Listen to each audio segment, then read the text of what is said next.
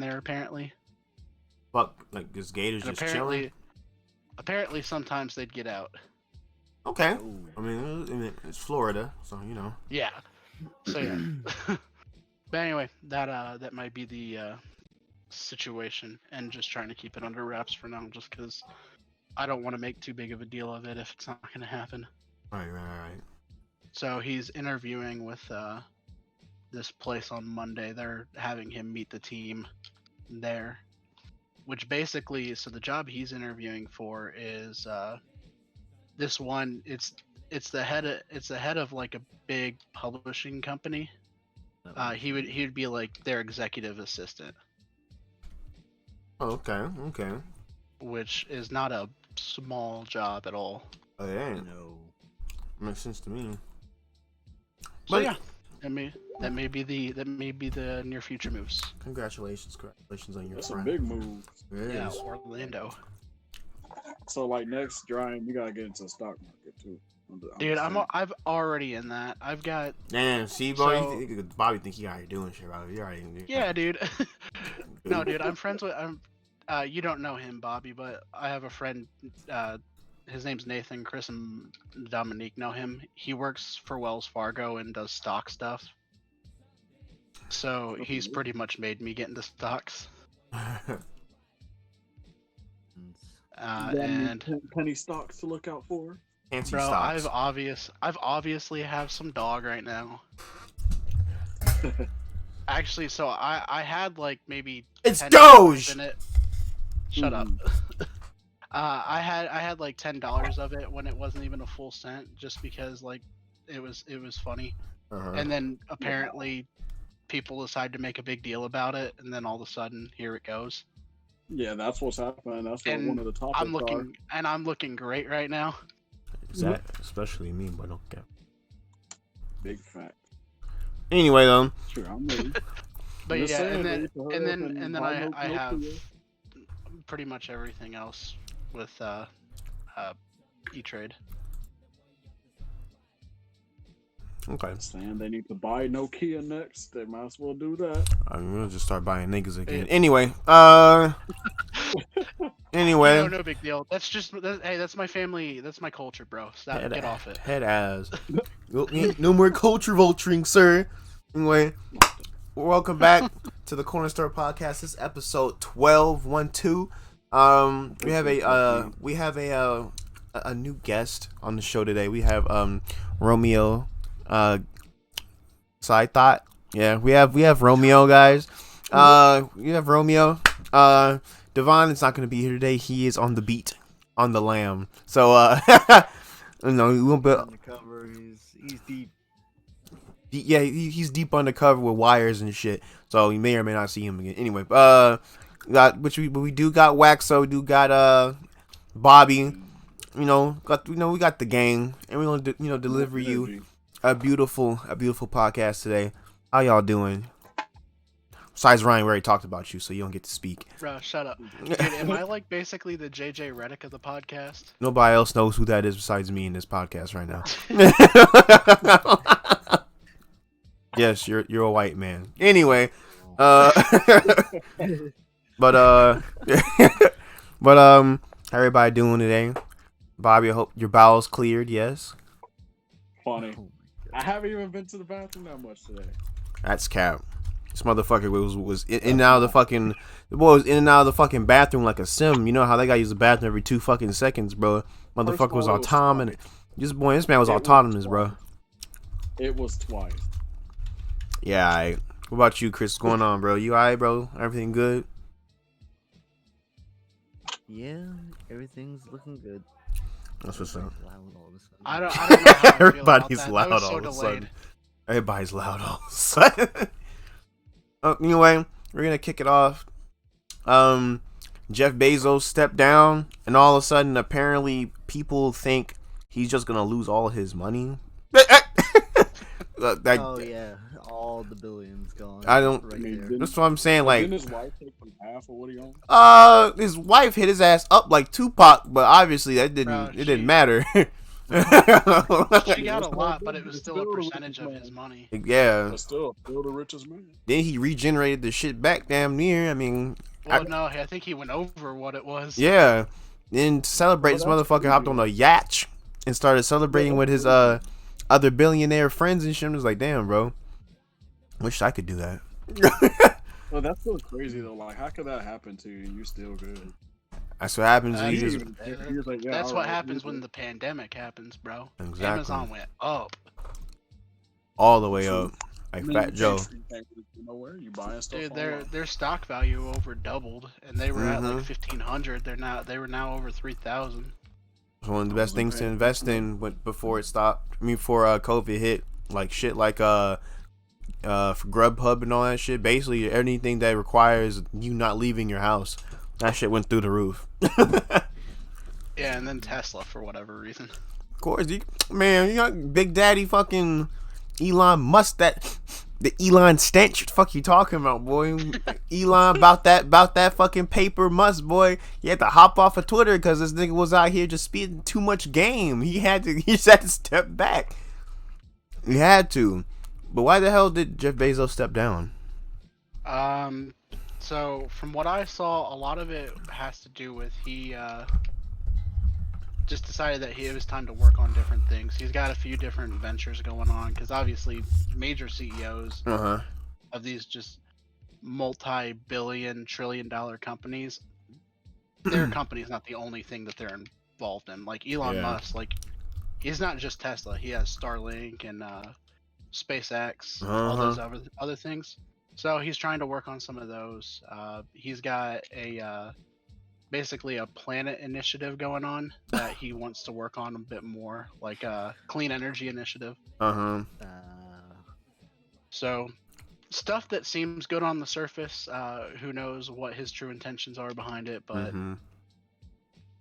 he and that, I mean, he's still like the head chairman of Amazon, so he's not stepping down. Right. It's like he's just not big brother of Amazon now. Yeah. It's like you gotta be like, for you to be doing all that shit and for you to be the head of something like Amazon, and you just choose to stop being involved as much as you are, like that, like what that says a lot.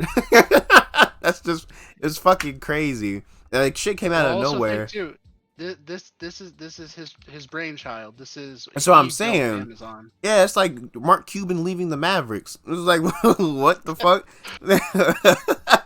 Yeah, I'm going ahead and drop this down to one of my other guys. I'm still gonna be around, but I'm gonna be playing golf and shit, working on my new toaster company and all that. See what I can do with that. Doing some shit. See y'all niggas around office, I guess. Bye. But I just found that to be interesting. He is a piece of shit. Don't y'all forget that. But yeah. But okay. But yeah, I mean, what Amazon's been in the news for crappy employee conditions for like the last 10 years. Did they not something with the tips? I forgot what it was. Yeah, so they basically kept all the drivers' tips, I believe. What? They withheld that for the longest time, and then I think finally, because of pressure, they finally allowed it. I could be wrong. They may not have allowed it still, but that's still crazy though. That's some fucked up shit. Like y'all niggas don't y'all already make so much money over here. I can't get my fucking tips, dude. Like, come on now. You telling me you're hurting over $20 tip? Come on. Yeah, it's probably one of those things that was technically just written into the code, and they were just like, yeah, we'll still enforce it. That's pretty shitty. Just being total chotches. Yeah. Y'all already. This is like a fucking corporate entity such as Amazon. Y'all out here like fucking us over like y'all McDonald's. Like, like, come on now, bro. Like, really? The fuck?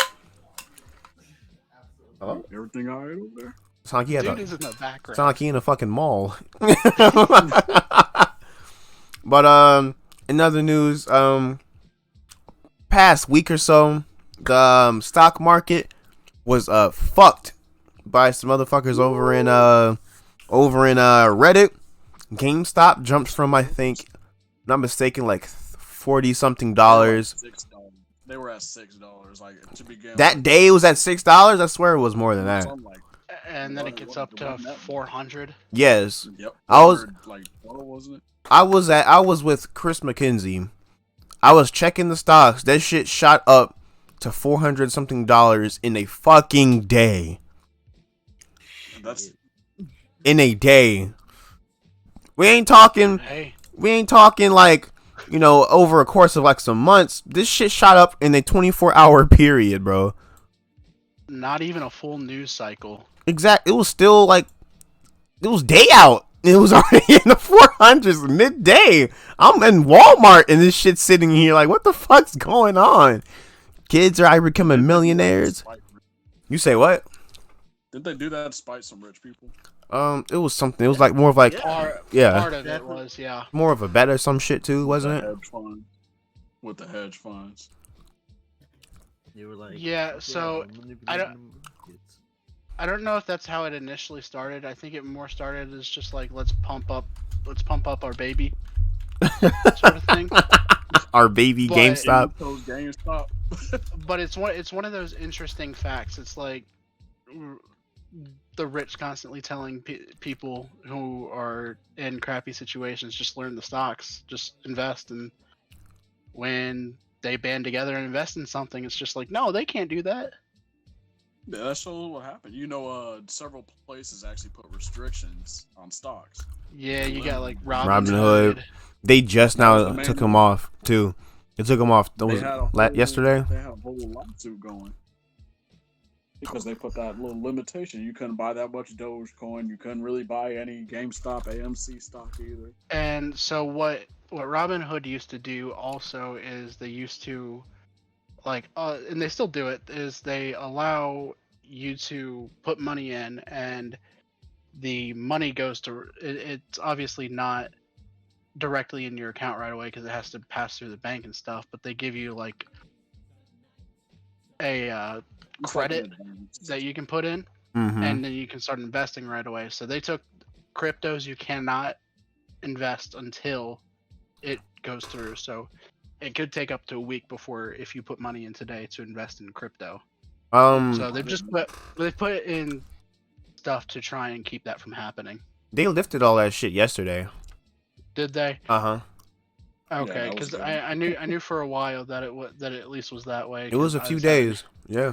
I was just trying to take a look at one thing and was kind of trying to put more into it. Yeah. Than I had. It was pretty fucked up. Yeah, and I mean, you see people on both sides of the respective radical aisle, like, completely agreeing. I mean, you saw AOC and Ted Cruz are both agreeing on it, even though, I mean, AOC kind of came after Ted Cruz for agreeing with her. That shit was hilarious. Like, nigga, I don't like you. Who the fuck are you? Yeah, it's like I've heard that conversation at lunch tables before. It's like the one kid tries to get out of the conversation, and you look at him like, who's this kid talking to me? Who the fuck are you? He shut his ass down. That was probably the funniest shit I've seen in a minute. Yeah. Politics wise, besides all of Trump's presidency, but we're not gonna talk about that. But yeah, that was some major fuck shit.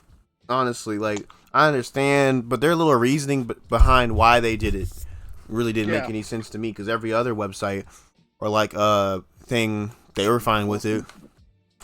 Like, y'all gonna buy it, go ahead and do it. I guess it was too many people cashing out. Was that the like? Yeah, and Robinhood doesn't have enough capital to be able to handle it right away. In that standpoint, I understand, but fuck, bro. They bit off more than they could chew. If you knew people were gonna probably do it one day. That's the thing, though. They weren't looking for that. You know, all these. You know how the snooty rich people are like, just. You said, yeah, people became millionaires off of that goofy shit, and it's sad. Yeah, he got some fucking some GameStop stock for his birthday, and now he's a fucking millionaire.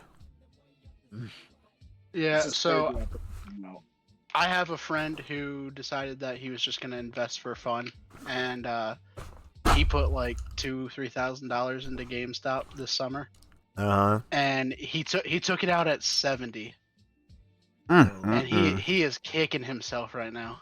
Boy. It's sad because it dropped back to 70 like a today at some point. That's sad as hell. You know, people are holding still now. Hey, Mentally. it's still fucked up, but at least he made with some money though. Still. Yeah. I mean, that was the important thing too, Uh because huh. I mean, one of the reasons he thought about it was eventually like retail's going to go back up because people are going to be able to get out. Obviously, he was not expecting it to go as high as it did. 70's even like a miracle in that end. Yeah. When did he pull it out? No homo. 70. I'm talking about recently. 70. Yeah. So before it went up to 400. 400. So He saw it going up, and he was just like, "Holy crap! I got to pull now. It's gonna go down." And then it just kept going. That man, you would have been friends with the nigga that's on the Forbes list. Bro, that would have been hilarious. Because it all started out as just do it for fun, kind of as a joke. I mean, that's basically what a lot of this shit's going on. Is like the whole Dogecoin thing, my nigga. That's obviously a joke. But then you got I mean, even the crypto was started as a joke. Yeah, all this shit was a damn joke. And now look at Bitcoin, 32K, 38K, fucking Ethereum. Exactly. Well, shit, probably at some Bitcoin point. made it up to 40K earlier this year. Really? Yeah. Whew. Guys, I saw that That's the highest 38. I've ever seen it. Yeah, I saw it at 38 like a month ago. But then you got Ethereum at 1,000. You got Ethereum Classic at 7, and you got fucking Dogecoin. That shit was at, when I bought in, it was at 1/7 of a cent. Now it's at, was it 5 cents or some shit? No, Yeah, I think it surpassed 5 again today. Oh my god. It did, but it's at 4 right now. All right, so it jumped from 1/7 of a cent to 4 cents within a month. It's shit's super volatile, and like it's fucking moving. But I was doing my research on it and shit, and they're already projecting it to hit a dollar by the end of the year. But I didn't know it was gonna hit this fucking potentially this soon. It's just February, bro. Like, this shit's crazy.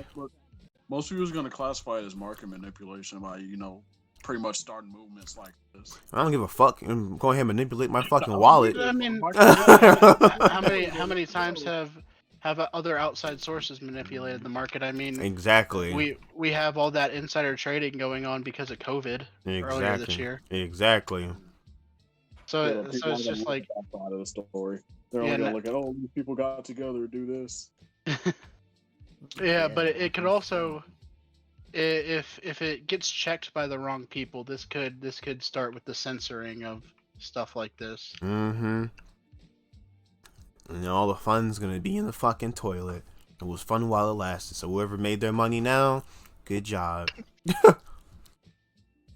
But Shoot, I feel like I don't feel like anything's gonna be anything drastic that's gonna hinder us from like buying what we please for a minute. I think Robinhood done seen what the fuck could happen potentially. I'm surprised their app is even still up.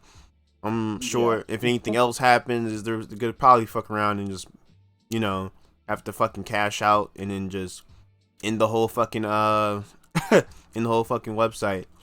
But no, I get it anyway. Robinhood taking money from the rich people. Yeah. Well, the other thing that could come from this too is like this could be a potential grower for them. I mean, you have a lot of like inexperienced day traders on there to begin of course. with, and that's like the a point huge of it. influx, yes. And you're gonna constantly bring more people, so they also have their little subscription to their tier 2. Their Robinhood Plus or some shit. That could begin to actually mean something for people. Mm-hmm. And they'll want real advice. And this is also too, like, I think Mark Cuban was the one that said it was. This is even making his son like want to learn about the stock market, and kids that have never worried about it are actually going to start worrying about the stock market. So that could bring change, which is always good. Well, it's the future. They need to. Yeah, and it's funny. One of the things that are helping bring light to the what the stock market actually represents is TikTok. There's there's a little basically a little community on TikTok that basically just talks about stocks and shit. You know how TikTok's the next bit, the next big thing and shit. Everybody's all over on TikTok. People are learning a lot of information from that goofy ass app. Although I hate the shit out of it, it does show some good, and people are opening their eyes to a lot of things. Now, can I say like a lot of people don't really fully grasp what investing is. Of course, this, like I said before on many other podcasts, this is the microwave generation. So a lot of people are looking at this shit to make quick cash and not understanding what exactly investing is. And with shit, exactly, it's a long-term investment. So with shit and then shit going on with like GameStop jumping to like $400 something within a fucking day isn't gonna help them think or realize what it is to begin with, like going forward in the first place. So I'm glad we're all our people in our age group are getting involved and like learning about this shit. But people just need to be more open-minded and knowledgeable about what they're getting themselves into. That's all. Yeah. Honestly, that's why I'm still a little trepidation toward it, even though with like the things being low for these two companies, it's like it still is sort of like it feels sort of like gambling a little bit at some point because you like me personally, I want to get into it eventually, but when I'm a little more financially well off, like that's the big thing with stocks. You could very easily lose a lot of money if you invest in something incorrectly. Yeah, it's like a guy I know, since all the shit going on with AMC and everything, they saw, oh shit, GameStop jumped to like $400 within a day. They're talking about AMC next. I might as well go ahead and put $50 or so in AMC. They dropped from $18 to $8. Now he's sitting here looking like a fucking goofy because he's out here following behind everybody else and not doing his own research. And that's where people fuck themselves up. I'm sure he's not the only person in our age group or in general to make that mistake. And it's so fucking hilarious / sad. Like, my dude, y'all gonna have to think a little bit more critical about what y'all doing with y'all money. This isn't just like, I'm gonna go ahead and it's a fucking magic trick. I'm gonna throw 100 in here and here comes fucking 40,000. Yeah, like that's not how that works, bro. There's a science. That happens, we know the trick. Exactly. Like, people don't understand, like, the reason why that's a risk in itself. What the fuck is AMC doing? We're in COVID. Exactly. Like, come on now. If anything, what you could do is actually think of it more for the long run. It's just like after the pandemic goes, people are gonna want to go. But they don't want that though, Bobby. Is what I'm saying. Yeah, not currently. Yeah, they're not. Yeah, they're not trying to do that shit. Yeah, yeah, they're like. They're not trying to. They're not worrying about shit like 4 years down the line or 5 years, 3 years. They want that shit now because of what happened with GameStop, and they don't understand that. Now, the way I see it with investing, you lose money if you want to lose money. Because for me, if I see some shit drops and I understand how the stock is, shit, I might go ahead and buy some fucking more to bolster my fucking portfolio. And shit, who knows? A couple years down the line or something, it might bump up. Bitcoin fucking crashed in like 2013 or some shit like that. It took a deep drop. It wasn't like, it didn't drop to like pennies or some shit, but where it was earlier in that year or years before, it was a lot higher. Then it dropped, and then look at it now, 32K. People are making fucking guap off of it because they stuck through with it.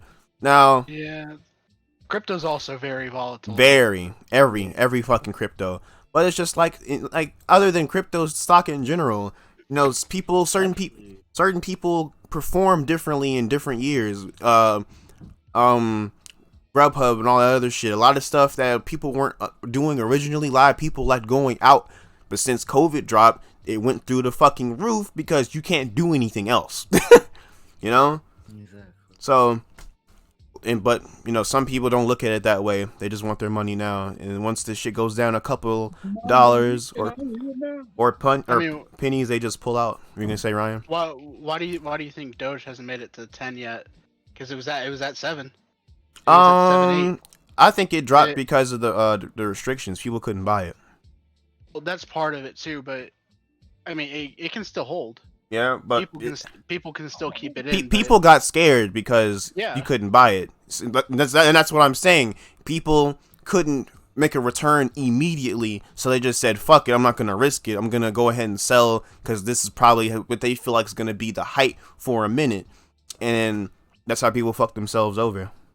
Yeah, because they wanted the immediate gratification exactly. that GameStop gave them. Exactly. And a lot of people just read the news or just heard this shit, and people just started making Robinhood and E-Trade accounts and just started doing goofy shit and ended up losing money because they just saw that some motherfucker on Reddit just made a fucking fortune off of a damn meme, so I'm gonna try and do it too. Oh, I lost my money. Like, come on now.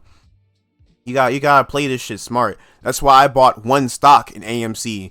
And that was just $18. This shit dropped to $8, and that $8, my bad, that $10 is hurting my fucking soul.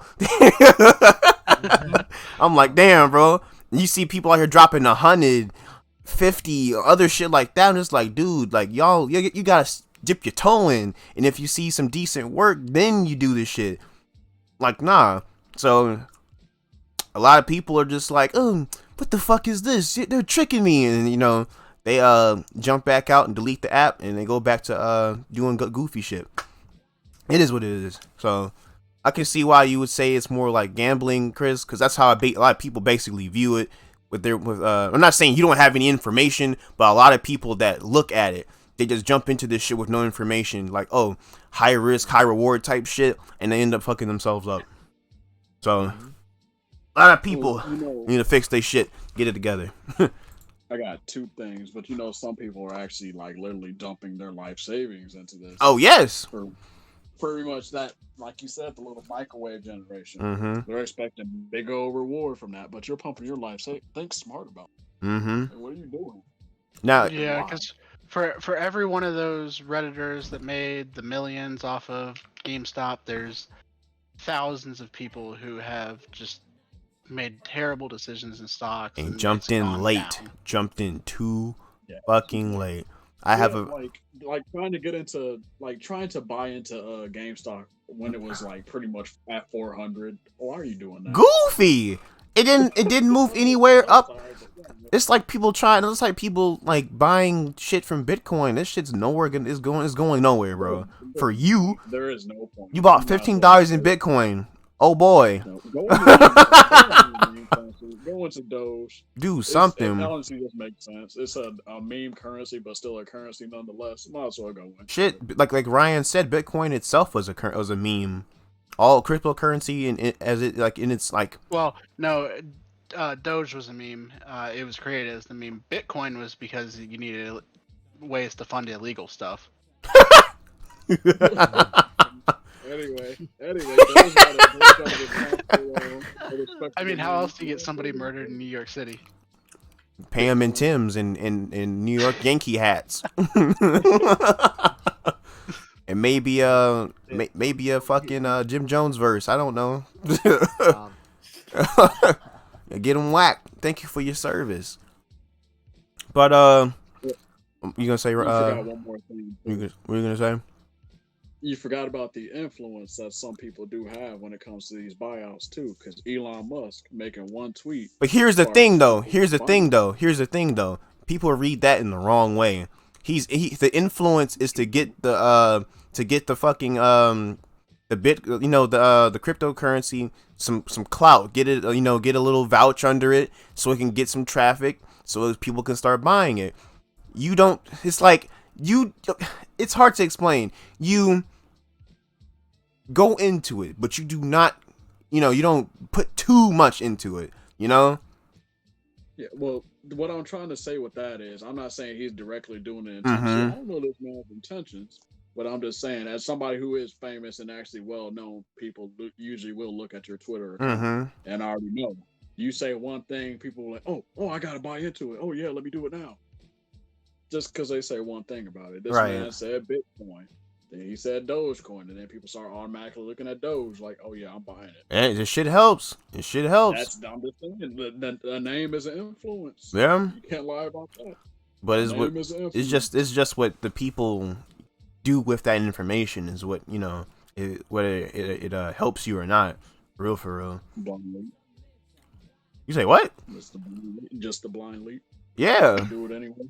Exactly. So You still know this man obviously knows that he has some type of influence. of course. And obviously in his where he is right now, if he actually wants money, he's actually probably going to play the market himself. Mm-hmm. I don't know what this man plans on doing. I don't know what he plans on doing. Elon Musk. He ain't gotta do He's shit. the richest man in the world. He ain't gotta play. He ain't the richest man right now. He's technically the second richest man. These niggas play tag, bro. Did he go back down? They basically switch. they just go back and forth, bro. him and the African dude.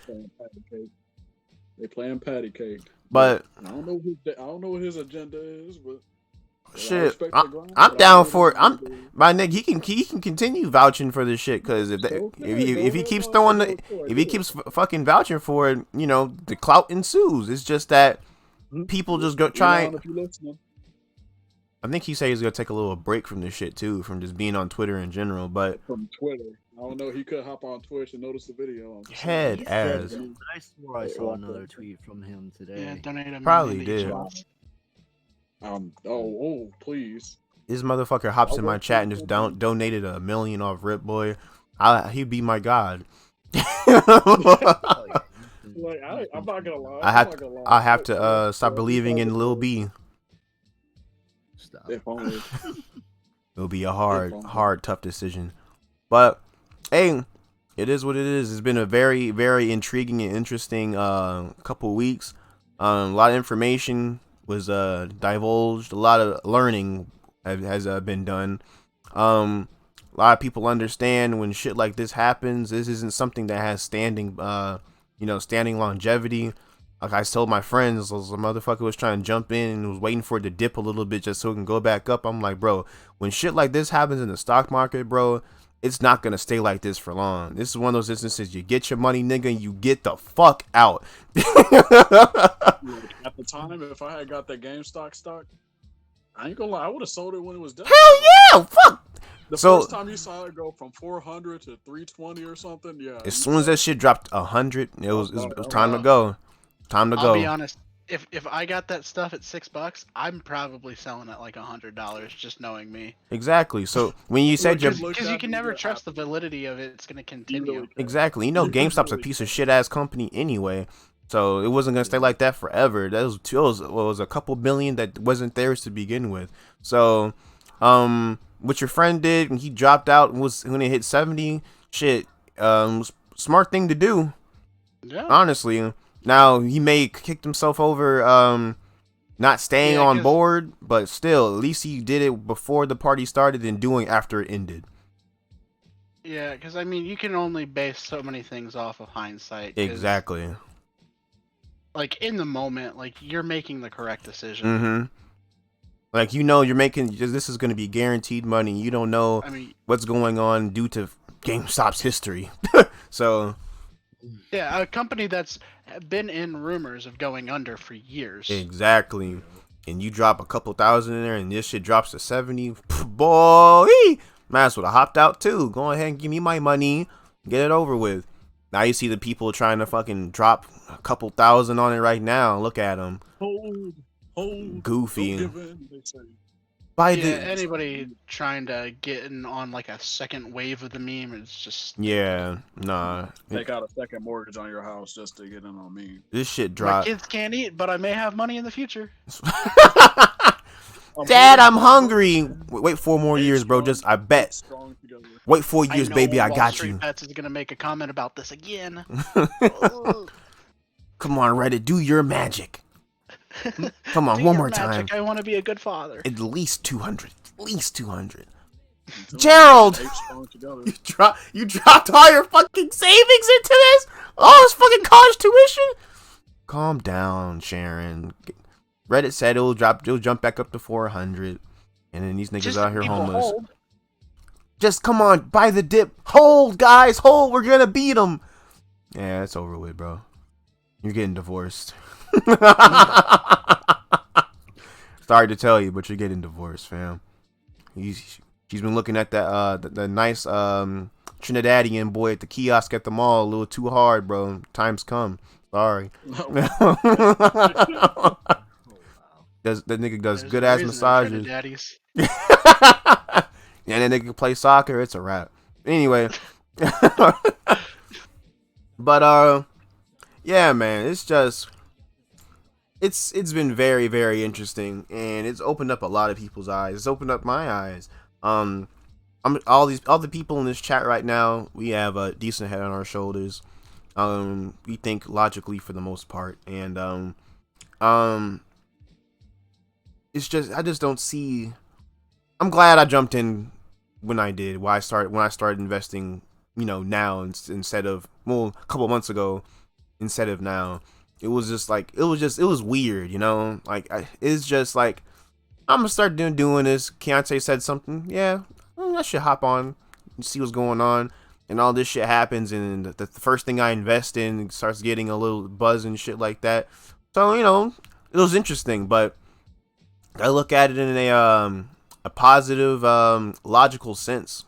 Like this is something you look forward to, and you wait on, you sit on. And with the proper know-how and patience, shit, you probably could walk away with this with a couple stacks, nice rackies and shit like that. People that put some decent money into Bitcoin back in like 2013, 2015. Hey, the investment paid off for them. But everybody or even if you got a half of one back in the day. Exactly. So it's just like, and that's good and all, but then the people that's just here just because maybe they saw somebody on TikTok say some bullshit, like I said, information is good, but what you do with the information is basically determines the value of said information. So people's jumping in, dropping all these racks on AMC, BlackBerry, and fucking GameStop. They out here poor now. You can't even buy a PlayStation. Fuck. Can't even buy a PlayStation 5, baby. The fuck. So there's that. But another thing in news, Marilyn Manson's wife comes out with Manson. what did I say, Mason? Manson. I said Manson. I thought I said Manson. I don't know. Manson. I don't. I thought he said Madsen. Isn't like a basketball player? He said it. We just know he said it wrong. Anyway. Marilyn Monsoon's wife came out and with allegations of abuse over the years, physical and mental. The man's old drummer, was it drummer, like guitarist, somebody that was on his team also cued in and said he was a piece of shit. So how y'all feel about this, Chris? I just thought it was a huge fucking yikes. And actually, when I looked into it, there was another story, super recent, about apparently the neighbors having to call the cops because they heard another woman yelling from his house, yelling for him to please stop. What the fuck? No, not. I didn't know that. Not good. I think that was literally just like, it was super recent. Like, I'll bring up the article real quick, but yeah, so it's not looking good. That's some real frightening shit. You see, 2020 was the year my nigga Johnny Depp was out here getting, accused of some goofy shit. But then you got this shit like this. This is like the whole other side of the spectrum. Like this shit's terrible. Now, I've already heard stories from years ago, this motherfucker being a creep, not just, Marilyn Manson's whole persona, just him being a creep socially, and I could see it. He just looks like he. I'm sorry. I mean, that's the aesthetic. That's just his aesthetic. Yeah. I know, but that's what creeps me out. Base that. I show them. I don't care. But no, yeah, within like 22 hours ago, it says cops swarm house for welfare check days after allegation. Welfare check? Wait, what? Well, as in to check in, and that's when the cops come knocking on your door and it's like, hey, everything going on? Oh, I'm about to say like I was about to say like, what the fuck? What's this nigga getting welfare checks for? didn't know that. I was like, All right, continue. My Yeah, bad. no, the rich person welfare check. Head ass. The super welfare, stemmy. Here's $1,000. Who's $2,000 for you a month, a week actually, a second. Shut the fuck up, Bobby. Go continue, Chris. Continue, Chris. And law enforcement sources tell TMZ they received a call Wednesday for a welfare check by someone who said they hadn't heard from the singer and were worried about them. Okay, never mind. But yeah, no, still some weird and crazy shit. I don't know what's going on. If you're hearing screaming and everything, that's weird. Yeah. Please stop. But yeah, no. I looking into everything that was going on. It's some horrible stuff. So, yeah. Yeah, like it's one of his older wives actually, from like 2005 or their some relationship shit. they had in 2005. Yeah, she was trying to like defend him a bit and say like they never had anything like that before, but he still was on like some weird with shit. how many people who have come forward and like with like I don't know, like it seems damning and frightening. All at once, too. All at once. All this information was just dropped on it in a fucking packet, right on the fucking, like, it's right there. And it's just like one person came in, two people came in, fucking people that were on your team, your whole your own musicians was out here ousting your ass too. It's looking like a fucking rap, honestly. It's a rap. Yeah, honestly, it's a rap. It's a big ass rap. You got other musicians denouncing you and shit. Oh my god. Exactly. Members of your own band, other musicians in the fucking industry, your exes, man. It makes you feel like you don't have any hope in a music career anymore. A music career in general anymore. That's what it's looking like. I think he got dropped too. From people ain't gonna want you. Fuck nah. Like, I don't know.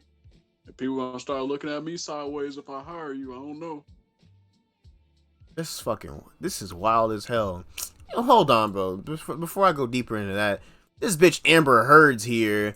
The fuck are you done ignoring it? Bitch, shut the fuck up, bro. You just trying to get my nigga just fucking thrown under the damn bus for no reason, bro. Let's get the fuck out of here, bro. She a damn clown. First. That's the thought that I was trying to get fucking Johnny Depp thrown fucking blackballed. And didn't he win that too recently? Yeah. Well, but also he lost his job with the like the Harry Potter spinoff. Yes, he did, and I think they also lost his shit with she still has her Aquaman role. Should not be. I think he also lost all the shit for Pirates of the Caribbean too. No, I'm not mistaken. They should be over anyway. They should be over anyway, but still no. I think he is no longer playing Captain Jack. I mean, I think since he won the case, they might, revoke it. I mean, reverse it. But he made the role.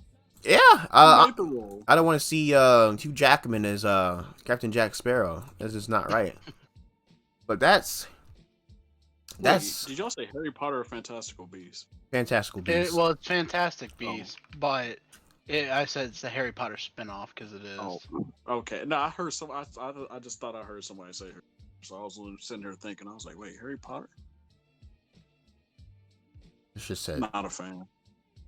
No, Yeah. I mean, of the issues with Fantastic Beasts, he was like the one redeemable quality of it. Yeah, I didn't fuck with that series, but yeah, he was pretty damn good as the main villain. Put your hand down and Yeah, stop. because he's one of those actors that pretty much every role he touches just turns to gold. You say basically he's what is that? Who's the director of all those fucking movies that what is his name? He's basically Johnny Depp's nigga, bro. Like Tim Burton. Yeah, Tim Burton and him, they'll like Shaq and Kobe, my nigga. Like, come on, bro. Like, Phil Jackson. Yeah, no, Tim Burton is actually ass. Like been with. Well, I'm just saying the coach. Never mind. Sure. Nigga, ugly. But it's just like it was wild that people are just too quick. People were too quick to jump on him for no with no evidence, basically. But there was evidence of her beating his ass, though. Well, despite evidence and everything, I think people are just quick to do it based on the. Oh, of course. Not even just that, but it's just them trying to. I don't know. Because it's still that same culture that's and can't be abused. Of course. Nowadays, Bob, you already know, bro. The fucking innocent until proven guilty no longer exists.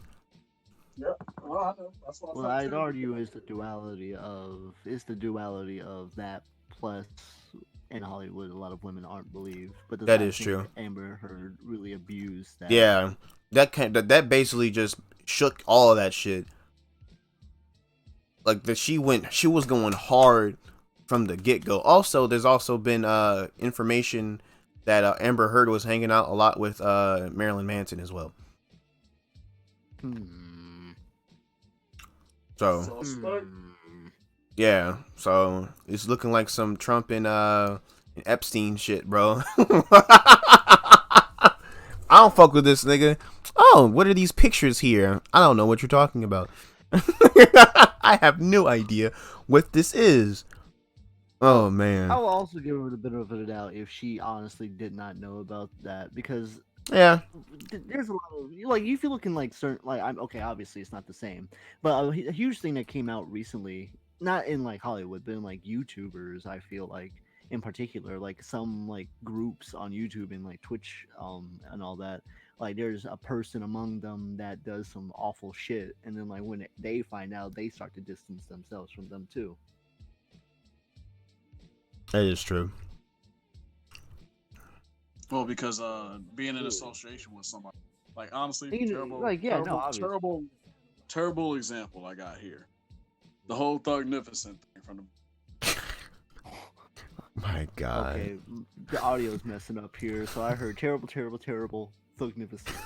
And I heard nothing else. So. Oh my gosh. What? Go, Bobby. Further elaborate. Hello?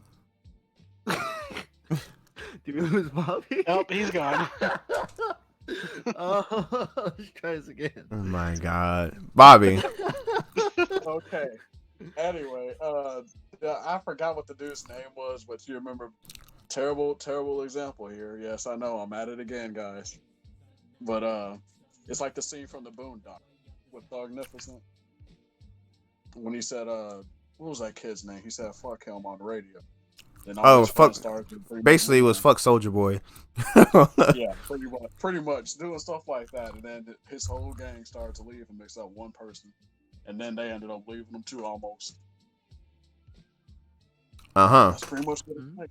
Okay. I don't know what happened. I just kind of disconnected. My bad. Chris, do you believe that analogy is a lot better than the bus one? Funny. That's a close call there. Okay, whatever. Sorry. But yeah, man. I just forgot the conversation. Y'all didn't even really listen to it. No, try. Okay, you cut out. Say that again. Oh yeah, it was real low. I don't remember the whole time. All I remember is just the bus. The bus analogy? I can't remember it either. I just remember the analogy. It would be like leaving. It's like a bus driver leaving your bus on your lawn and leaving or some shit like that.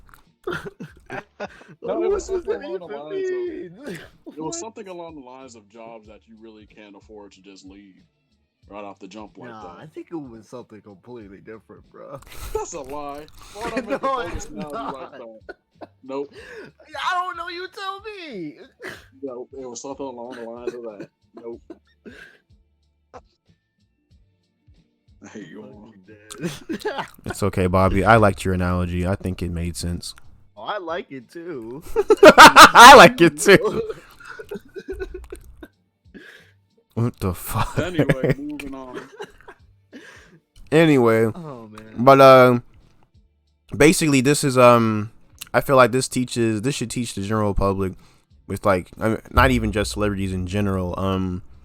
You got the whole thing with Johnny Depp, and you got the whole shit with Marilyn Manson. Has there been proof? Anybody else speaking out other than? There's been a couple that have been speaking out about it. Any cold proof? Not the. Let me look more. I had this pulled up on my PC, not on my Yeah, laptop. to my knowledge, it's still just allegations. Just allegations. Okay. But that was I saw that story earlier today, and that was about it. Mm-hmm. It's not looking good. It's not looking good for him. I'm gonna keep the same energy I did with Johnny Depp, but honestly, man, this ain't looking good for him at all. Like I said earlier, you got people that was on your band, you got people that's just in the industry, your exes, other people just not fucking with it, and when you got shit like that and it happens all so quickly, people you can call and say, oh, people just trying to get you like just dumped under the fucking jail and shit like that. But then honestly, I mean, sometimes one person can just spark enough strength for you to go and speak out as well. So that's cool too. But Johnny Depp, the only person that was on his ass was Amber Heard. Everybody else wasn't buying the shit. There was no proof. She said he did this, he did that. There was no standing proof at all. From when she said it happened, there was no pictures or anything that would notify or that would show that he did this shit to her. But there was cold hard photographical proof of her beating his ass, scratches, all types of shit from what the fuck happened when she did to him. So it was more of like a cut and dry, he ain't do shit. It's actually her type of answer, as opposed to this, what's going on here is mainly just people just, saying how they feel about him, and they ain't looking good. That's all I got to say. Yeah, and honestly, yeah, I feel like in situations like this, it is always good to listen to what the possible abuse individual does have to say, because yeah, of course, these could very well be victims, and like it takes a lot, especially for somebody so ingrained in music like Marilyn Manson. It takes a lot. You may not like him, he is a legend. Yeah, exactly. And like for somebody to come forward and make something like an accusation like that, especially like if it really is true. But again, like you just gotta keep an eye out and see, like have the things, like see how it starts to like roll out. But yeah, no, just in general, like it is always best to believe them in the of course, always acknowledge that it is accusations, and as like, but and like until there's gonna be more proof, it is just going to be accusations. But it's always good to always to believe in the victim, because you don't want to re-victimize and be one that, like, in case other, like, as more people come out, it makes it seem more and more plausible and possible. Yeah. But again, yeah, it's just awful. Yeah. So the one thing I say, maybe just offer a little bit of pushback. I think maybe the concept of belief maybe is just a bit too far in my understanding. I think obviously it has to be taken so seriously. Any accusation has to be taken as like a serious truth claim.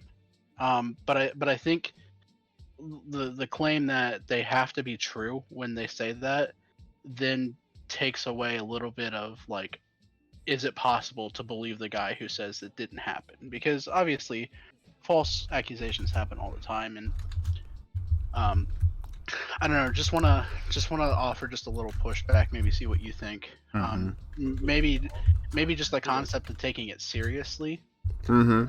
Because that's like you mentioned the whole thing, like potentially are victims. Like you can't just ignore what they're saying. If you're ignoring what you're saying, you're enabling this guy to continue if he's actually doing it. Exactly. Which shouldn't happen. Like, if anybody were coming out right now and saying absolutely not, there's no fucking way, then yeah, no, that person is a little no, and yeah, I agree, and I get what you're saying there, and I actually, yeah, that's a solid point, and that like essentially don't, like, I get what you're saying, don't hopefully believe essentially, but also obviously take their words for what they are, and like honestly, and like see that there could be truth in that, rather than completely disregarding them. Essentially, right?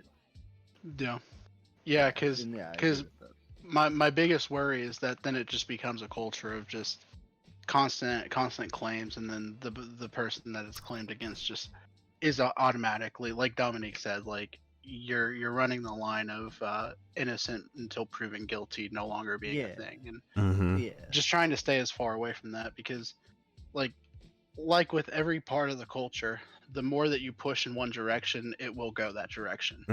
So And honestly, that is sort of what I was trying to say. I just wasn't conveying it in, I guess, those terms. I really was. But okay. Yeah, that's basically it, though. Yeah, people gotta hold whether if they're regular ass people or celebrities to the same standard, and you gotta look at it at a fair viewpoint, no matter how damaging it could potentially be for the person's image. Whether or not it's like, oh, he looks like he could do that or some shit like that, or I didn't like him in the first place, so yeah, I believe it. So let's start dragging motherfuckers. So Right. and when people like Amber Heard gets involved, sadly it kind of devalidates the whole fucking thing. It's wild as hell, but hopefully, whatever goes on, whatever happens with this gets sorted out. If all this is some like let's drag him type shit, that's pretty fucked up. And if he actually doing it, I hope this nigga gets canceled into oblivion. It is what it is. Yeah. But because people, especially people in music, just high profile names in general, they use that leverage of their name and try and do whatever the fuck they want. And nowadays, one thing about cancel culture I actually somewhat enjoy, it doesn't matter how big your name is, you will get the big C word, my nigga. And it's not cunt, it's canceled. Hey, there's your title right there. The big T word. Basically, me going to write that down. Yeah, you're right. But anyway, yeah, I'm surprised we actually went that in depth with it. I'm impressed. But another thing, and I would say music. Keontae's golden boy, Lil Uzi Vert, got a fucking got a shiny stone. He got the fucking mind stone implanted in his fucking forehead. People are saying it's like 24K, 12K, not K, million. 24 million in his forehead. 24 million in his fucking forehead. Now that's how much bro. Yes, that's how much that diamond in his fucking skin is worth. 24 mil. Weird flex, but okay. Supremely weird flex, but okay. My guy. Hey, look, you got the money to spend it. I guess that's cool, but why? Niggas are just bored, bro. You saw Sauce Walker got a diamond tear implanted in his fucking cheek. Motherfucker said, "I got you, boy," and became fucking Espeon from Pokemon. Motherfucker became Raven from the fucking Teen Titans. What are you talking about, bro? I'm doing this for you guys. I'm trying to hold Trigon in my head. This nigga ugly, bro. This is what got a big old pink diamond. For real, head ass. For real, bro. He really must think he's adult Steven. You need to stop. What did I say that one day, Chris? I'm about to cut off the stream now. Don't you ever mention that fucking show in my presence ever again. Ever again. Anyway, though, what I said one time, Chris, the motherfucker turned into controlled Morty. Mind controlled Morty, boy. Oh, wow.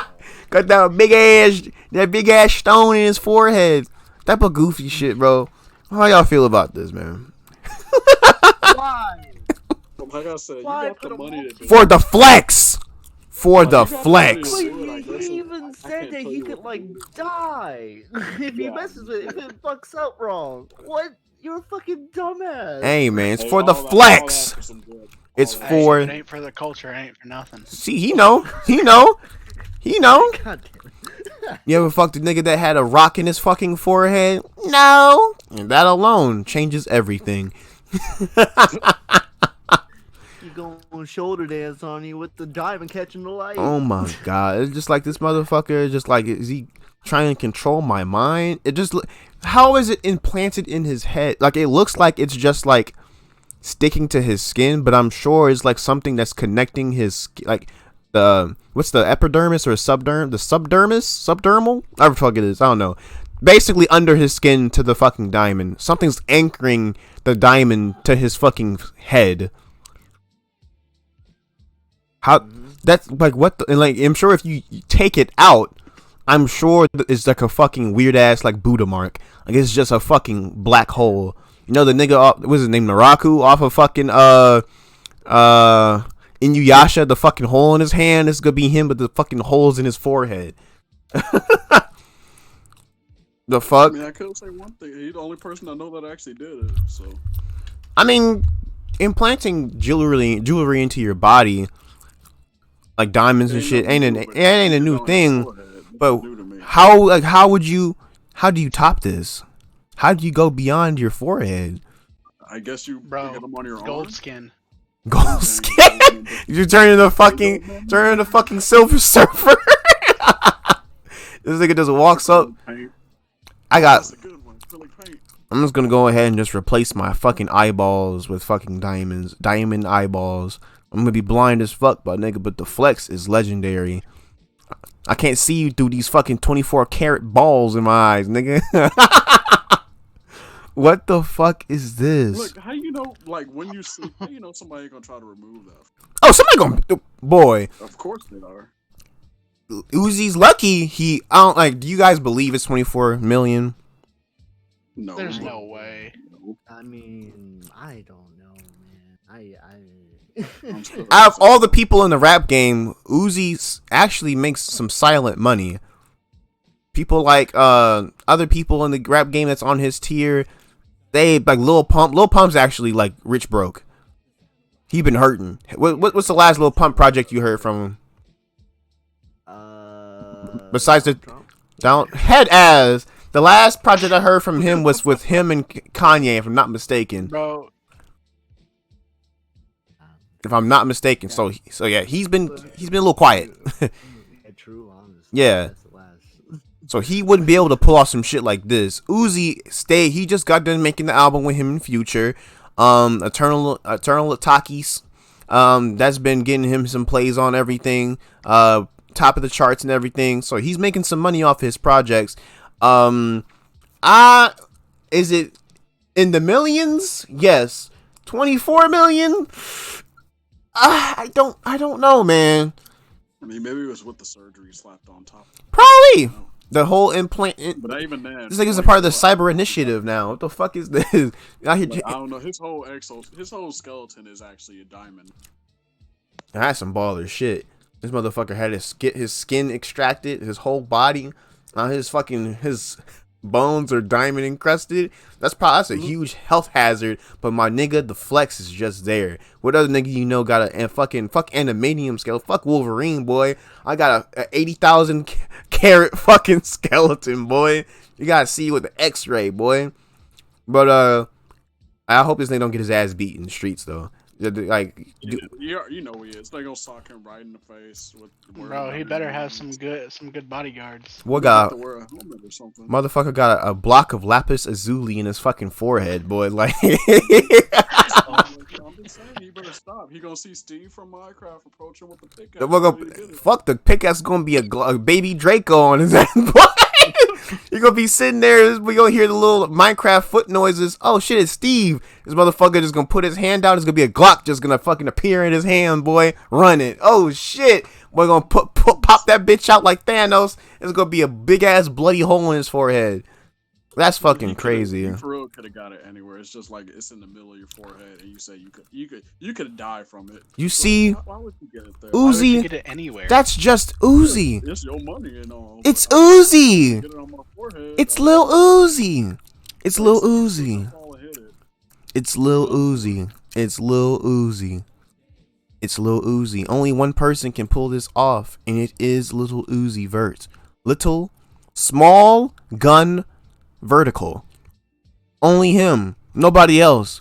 Nobody else is pulling some goofy shit off like this. Now, if some shit happens, he dies. Well, this is why. But only Lil Uzi, bro. This is how to flex 101. How to flex 101. You get a fucking rock in your forehead. Ryan, you got. I'm about to get a fucking 3090 Ti and lodged in my fucking heart, my nigga. Nobody else gonna do it, boy. Nobody else gonna do it. A whole GPU in my fucking body. The flex. You'll be able to get your heart broken in 4K. Exactly, boy. I get to run depression in 60 frames, boy. Come on now. Fuck you mean, boy. But I don't see this lasting too much longer. I think I saw a picture of his diamond bleeding. It was. I saw that shit too. Now for that, it may or may not be Photoshop because I haven't seen it anywhere else. Was it on Instagram or was it? I saw it on Twitter. I don't see it on his actual Twitter. Is what I'm saying though. I don't see it. Oh yeah, no, I don't know. Yeah, I don't know what's going on with that. Interesting. But if y'all niggas know how to flex, get a piece of jewelry besides a piercing lodged in your fucking body, and then holler at me, bro. Just get some diamond shoes. Nah, it's not. No, that's not forever, bro. You gotta take the shoes off. There's diamonds everywhere. He washes his ass with a diamond in his forehead. You can't wash your ass with some shoes on. That's just not. That's weird. That's weird as fuck. You had to. That's what we call shower shoes. No, that's not how it is, bro. I want suds to roll down my diamond as I wash my head, as I wash my face and clean my hair. What if he's putting on his shirt and he gets caught? Like, what you gonna do? That's what I'm asking. It's like just like peels out. That's gross. That's gross. That's gross. That's gross. That's what I'm saying. It has to be anchored to something under his skin. This has to be like, is it like have like a little piece of metal that's connected in like his skull? That's what I'm saying. Like this requires some type of surgery. I want to know how this is done. I want to ask Uzi, like how does this procedure go through? How is it staying so firm on your head? What the fuck? Like, what is this? I thought it was glued. There's a smudge, wipes it off. It's honestly just a realistic looking sticker. That's one of those 3D stickers you got from like Valentine's cards. I'm just saying, he put his hand together. He could do the Neo Trireme. Like, he turned into fucking TN in a blink of an eye. In a blink of an eye. I'm interested. Yes, it's a goofy ass flex, but I want to know the science behind it. Why is it like I'm looking at the video right now? It's just sitting on his head. Yeah.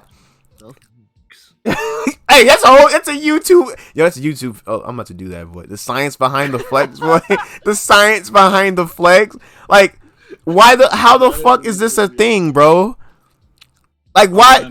I want to know. After the podcast, I'm literally gonna look this up. How is it sticking to his fucking head so perfectly? It's not glue. It's not glue. No, it's not. It has to be. No, it's surgically implanted. I don't. You just can't like cut a hole and nestle it in there. That's not how that works. They, like, measure it in like width and dimension, and then cut out a piece of his skull. Oh, I hope, bro. That's dangerous. But that's what he's been saying too. Like it was like I remember saying something about him saying like this shit could kill me, but like I don't know. It's weird as fuck, man. Anything to flex. I want science behind the flex. Whole YouTube series right there, nobody. What? You're welcome. What the fuck? You ain't get no proceeds, pussy. I'm running with it. You'll never stop me. I still wonder though. Can you get it taken out? You probably that would be a whole surgery in itself. It's not like an earring. He's like, I'm not feeling pink today. I'm gonna get. Like you was gonna fucking switch out. You gonna get different. What does the pink one do with attack and the blue one does defense? What the fuck is this, bro? What the fuck? I'm going ahead and flex it. He just acted like he was a Pokemon. He's on the special. Oh my god! Like if you were to take it out, that would require probably a surgery around the same price of putting it in. It's not like a fucking earring. It's not like an earring, bro. It's not just gonna heal up over time like a little like black little like mark on your body. That's a hole in your fucking forehead, a gunshot wound, if you will. My hypothesis is he's just grinning really hard to where the top of his head's just like it's just holding it there. That, but If my topic comes out, he has no facial expression in this video. That's next level. That's next level. He's just trained his forehead that hard. That's the only part of his body he works out. I'm subdermally flexing my fucking forehead muscles. I have no expression. I am only doing this so I can hold my diamond in fucking place. What? And this bitch is perfectly symmetrical. Wait, no, it's not. It's over to the left a little bit. I gotta get another surgery to go ahead and. How you gonna pay that much money for it to be asymmetrical? Boy, honestly, I ain't gonna lie. If I get my fucking diamond shoved into my forehead and I wake up the next morning and I look in the mirror over my geometric flex and this bitch is slightly rotated or slightly over to the left, bro, why the fuck I would bro, I'm gonna be pissed off. You just can't honestly, it being asymmetrical is like modern art. I have OCD. That would worry me. Culture, man. That would worry me. It's already bad enough when I try to put screen protectors on my phone and I see it's over. Like does it really match the corner? A little slightest bubble. Exactly. Or it's like it's not really touching the corner. I'll take the whole fucking thing off and do it again and end up fucking it up because you're not supposed to do that. That's me. You just can't like push in on the fucking diamond, just slide it over a little bit. You just can't. Like you just can't. You just get like the little pus sound in the back. It's not silly putty. You just can't. There, it's done. This bitch is in a fixed position for eternity, or unless you get bored and you want to do something else. I really want to see when he gets this. If he gets this, removed. I want to see the mark. I want to see it. I want to know how this is. No cap. After this video, after this shit, I'm gonna look into this. I want to know how the fuck you get a fucking diamond. Anyway, we were on this fucking topic too long. Wait, yeah. Apparently another rapper said Sauce Walker. Sauce Walker. Yeah, that's the dude that had the diamond teardrop. Yep. Saying he stole it. He actually called it too. He said, who else got a diamond teardrop? What the fuck else am I gonna do? Put a fucking diamond on their wrist? Their forehead? And then the fucking video cuts right there and you see Uzi like 4 years later, like, bitch, look at me. Mind control. In the middle of his forehead. He got a teardrop. I think the teardrop was better. I mean, it's goofy as fuck, but it's safer and it looks less goofy. And it doesn't look like you're a fucking genie, like a trapped genie. The genie, instead of rubbing a fucking lamp, you rub a fucking double cup with some lean, and then Uzi comes out. What the fuck is this? Oh, genie within my lean, speak to me. This motherfucker rises from the fucking ice in the double cup, doing the Uzi shoulder. You called. Oh Lord Uzi, I want to make one wish. May I please get some clout? And there you go. You get a little diamond in your forehead too. There you go. That's all you need, bro. The flex. But anyway, Dominic, you already know what's gonna happen next. I'm telling you. The belly button one that's coming up next, Steven Universe. I'm telling you. All right, so I'm just going to mute this nigga real quick. Anyway, before we're gonna keep it on musicians for a little bit. Who do you guys think? Not just rappers, musicians in general. Who do you think is a overrated musician? Oh shit, I forgot about this. I did too. Hold on. Ryan, I don't know. Ryan, do you have a dog in this fight? Ooh, I have many dogs. Call me Michael Vick. Hold on, I got a drop for that. Hold on, bro.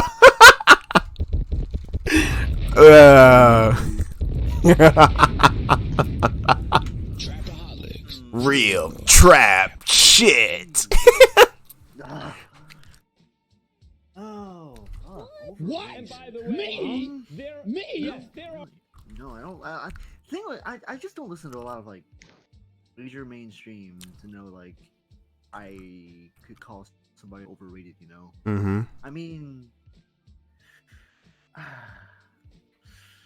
I guess it's just. So I have to agree with Chris. The only thing that I can really say is like based off songs, because when I was working at my last job, we always had the pop station on for whatever reason. Mm-hmm. And the one pop station in Louisville played the same song twice an hour. What? And I would hear that stupid Watermelon Sugar song. What? Oh, Harry Styles. Oh god. Yeah. It is the most annoying Well, song in the world. What I will say, Harry Styles, he does have some clout. He does have some clout. I'll give you that. Yeah, so I'm not arguing off him. I'm arguing off his song because of how tired I got of it. And also whatever radio station in Louisville, you need to get your stuff together. Nobody wants to hear a song twice in an hour. Honestly. That's the truth. No, I can understand it. Well, the one song I heard over and over again was Uma Thurman, and honestly, after that, I did not. By who? The Fall Out Boys. I hated the Fall Out Boys just because of Uma Thurman. I heard that song over and over and over again. It was the worst. Well, dude, a song can make you hate a band. So, yeah, it sure can. All right, I'm gonna tell you who I feel is overrated, but then I'm gonna change the question. What do you think a song y'all motherfuckers hated when you grew up? Anyway, basically, an artist I think is overrated. I wouldn't say grossly is overrated, but they're getting a little too much buzz for like basically the same shit. Billie Eilish. Really? Now, here's the thing. I fuck with Billie Eilish's aesthetic, her clothing, what she represents as a person. But honestly, her music for me, outside of like a couple songs off that one album with her next to a big ass red ladder from fucking Money in the Bank, her music just sounds. I've heard other people do that same sleepy nigga nuance and then do better with it. You know, the old really. It's like I call it gypsy folk music to me. It's like. It's like I call it gypsy folk music. It's just like no. What? Go ahead. But it's just like it just sounds like okay. I'm sitting here on the fucking mic. I'm half awake. I just feel like I just popped a perk 90. I'm here to just spit some shit you hear at like a fucking some type of weird ass electro club or some shit. She got some decent burns when she wants to sing, but honestly, if I want to hear some shit like that, I'll listen to Lorde. I'll listen to fucking Lana Del Rey, fucking Bruce Willis's daughter, wherever the fuck her name is. She sings too. They got some decent shit, but it's just like I want to hear something else now. You know, I want to hear something else now. Like, I'm sorry, I must have. I was probably looking at something real quick. Mm-hmm. Like, what other artists would you say like are really sort of like that sound? Yeah, sort of that sound from her. Well, as soon as I started hearing her, I started drawing comparisons, like I said earlier, to Lana Del Rey and Lana Del Rey and Lorde. You already know how I fucks with Lorde. Lorde, okay, that's solid. You know, because like, yeah, Lorde's. I feel like okay, out of those three right there, I agree with you. Lorde is like definitely the I could see sort of like leading the charge into that. But I even feel like Lorde can have like some of like the more upbeat sounding, yes, poppy sounds that she does. Mm-hmm. Well, I feel like Billie Eilish actually seems to commit to like the more darker tone, yeah. And I feel like she actually tackles it even better than I know a lot of people like love the hell out of Lana Del Rey. Lana Del Rey is kind of falling off. Yeah, kind of falling off. I feel like with Lana Del Rey's like music, it's still that it's like a weird somber mix. Mm-hmm. How Billie Eilish tackles it, it seems to be it's sort of like it's like that sort of darker, that sort of like growlier production on her on some of her tracks, I feel like she commits to that sound, and like that's her general sound. And I feel like in general, especially in sort of like the genre that she does, with it being a more larger poppy bass than like as in it's integrated into the base of pop now. As like, you know, that's what you would hear more often, and it's that consistently it's that consistent sound. I feel like that is generally not often replicated, even by like Lana Del Rey and Lord and such. Tired of hearing it. No. I know. I just wanted to be ignorant. I know. I just wanted to be ignorant. But yeah, Okay. like I ain't gonna lie, Lord can get down. Not Lord. Beyonce can get down. I'm a fan, low key, because obviously you saw me do some art of her. I'm a fan of her. I want her to do more. You know. Gotcha. Because you know. Yeah, sort of get away from the sound a bit. Yeah. Actually try and experiment, not 'Cause- be complacent. Yeah, because Lord, after Pure Heroin and all the other shit, Lord started evolving her sound and shit. As she got older, she started evolving her sound. Same thing with Lana Del Rey, but then she's kind of like, she's just stagnating to me. I ain't heard anything from Lana Del Rey in a minute, but it's just like with her, it's just like I like it. You know, I like the sound. I like sad sounding shit, but it's just like, okay, now do more. You see what Cardi B did after Bodak Yellow? Now we got whoop. So, you know, do more, bro. Come on, do another fucking trick. Don't look sleepy all the fucking time. Like you. Yeah, I actually do. Okay. Honestly, I think like a good. I like if she were to continue. I feel if she were to like take her music in another direction, I feel like it would still play with her to sort of. Of course, she's not gonna change up the whole thing. Yeah. Yeah, like play to like her strengths in her sound, but probably advanced her subject. Yeah, do more. Yeah. But yeah, that's why. That's all. That's what I feel. Of course, I don't like Beyonce. I like how she ethered Jay-Z. You know, like, ethered her husband for being a piece of shit. You know, that's cool. I fucks with that. Other than that, you know, it is what it is. But And go ahead. But yeah. On to the other question. What's a song you motherfuckers hated, either growing up or just now, like a song you motherfuckers cannot stand? I cannot. For me, Bobby, go. For me, I fucking hate the Cupid Shuffle, my nigga. Really? I fucking hate the Cupid Shuffle. For me, when I go to PE, right? You go to PE, what the fuck do you expect to do? PE activities, right? We're doing, sports shit. We're doing something in PE. I don't want to come to PE and start dancing to this whack-ass fucking music, bro. I want to get forced to do anything, especially dance. For what? Yeah. There was... No.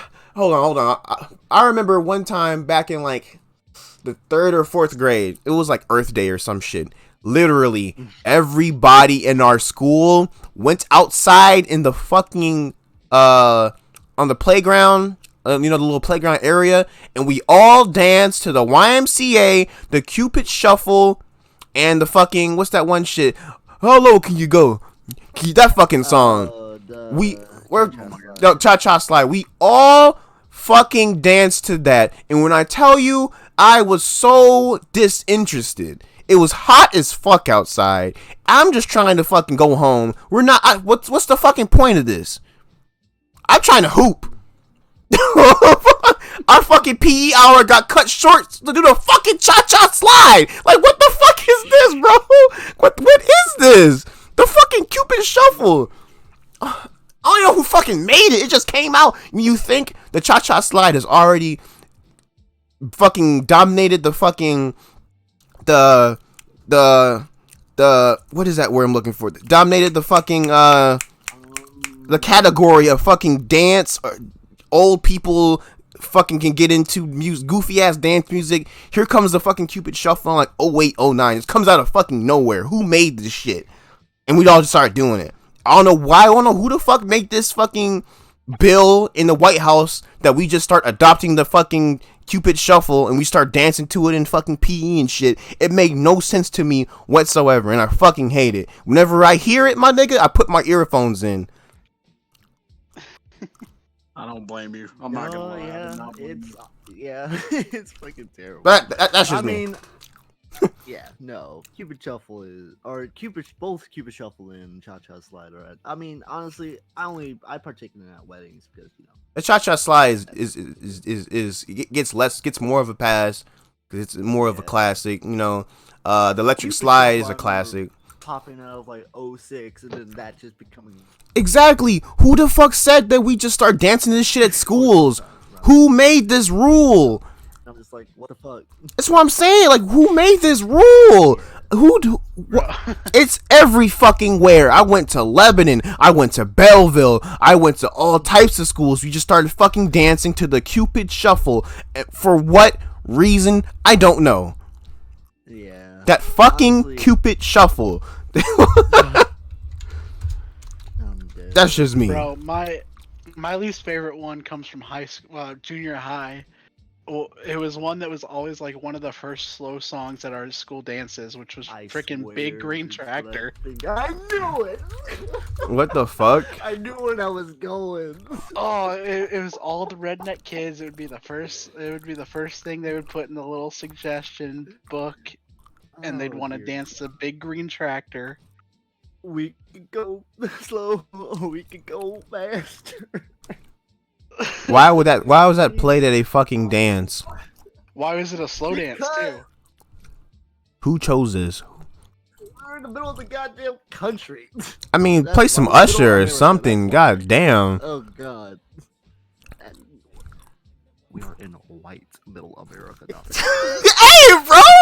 We could do the same thing we did at our prom. We just terraformed the whole fucking playlist.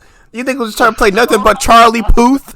Fucking nothing but all this goofy shit? I'm like, fuck now. We about to make this the only prom I'm going to, my nigga. We about to I'm gonna make this our experience, my nigga. People were confused, like, whoa, wait a minute. Exactly. I forgot about that. Straight up hijacked that shit. For me, it was me, you, Chris. We literally went up. I think yeah, Keontae. We were all we're all in the party. Oh, that was great. That was great. That was 10 out of 10. It's funny, y'all niggas stopped and I kept going. Saved prom 20. Saved prom 2016. That shit was gonna be trash. DJ Dreams. What was it? No, it was DJ Intelligence. DJ Intelligence. DJ Intelligence. Ain't gonna lie, for a name like that, for you to look like that, bro, that shit threw me off, bro. It's DJ Intelligence.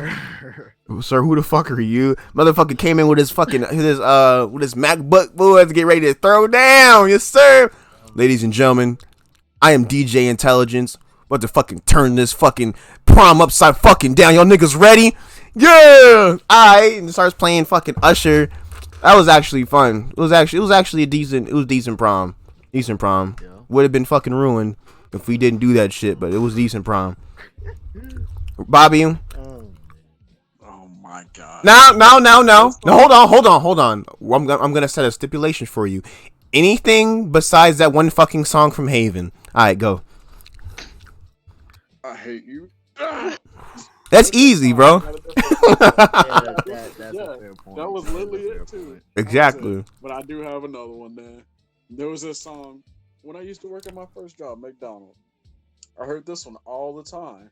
I hated it when I first heard it. I hate it every time I do hear it. It's called Budapest by George Urza, I want to say. Budapest. I know what song you're talking about. Give me one good reason why. I know all the words to the song too, and that's what bothers me. What? The fact that I hate that song so much and I actually know the song. That's what bothers me. It came on so much. It would just go off and then come on 2 songs. I've never heard of this song. This shit dropped in 2014. You didn't want to. Yeah, I really want to listen to it now. My house in Budapest. My hidden treasure chest. Golden grand piano. My beautiful Castillo. You, I leave it all. My acres of a land I have achieved. It'd be hard for you to stop and believe, but for you, I leave it all. Give me one good reason why I should never make a change. And baby, if you told me, then all this will go away. My many artifacts, the list goes on. If you just say the words, I'll up and run. Oh, to you, I'd leave it all. Budapest. That is literally the worst song you'll ever hear. George Urza. I don't know who the fuck George Urza is. Only Urza I know is Urza Scarlet. I just didn't like honestly. I looked out for his name or their name. What if it's a band? I don't know. It's one dude. This look like. Well, whoever it is, I watched out for it just in case I ever saw it on the radio or anywhere else. Budapest. I've never heard of it. I never heard of it. That, honestly, it's very annoying. Like, it's very annoying. Maybe it's one.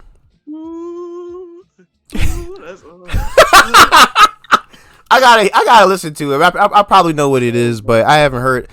Right now, bro, I can't make it out. I can't make it out. Ryan is your only thing. Ryan is the one from prom. Where the fuck it is? The green tractor shit. Big green tractor, bro. Chris, did you say one? Fuck. I gave Chris his as well. Head ass. I mean, low key, Donkin. Songs. Shit. I know. Fuck. Good feeling. I get a feeling. Black Eyed Peas. Wait. Good feeling from Black Eyed. Hold on.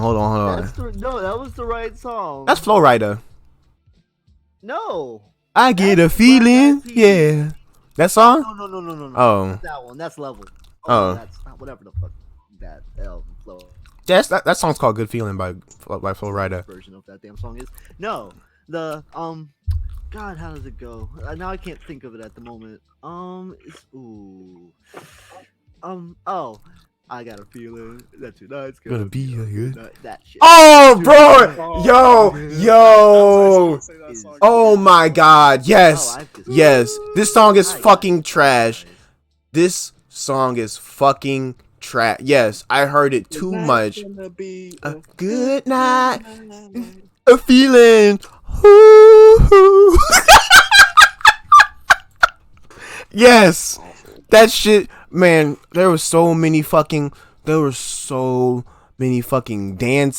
I went to Fun Spot. I'm just here trying to spit some game and that too. Poker Face is fire, nigga. Shut up. Anyway, Poker Face was fire. We're not gonna talk about it. We're not gonna talk about it. Don't you ever talk about Lady Gaga like that again, bro.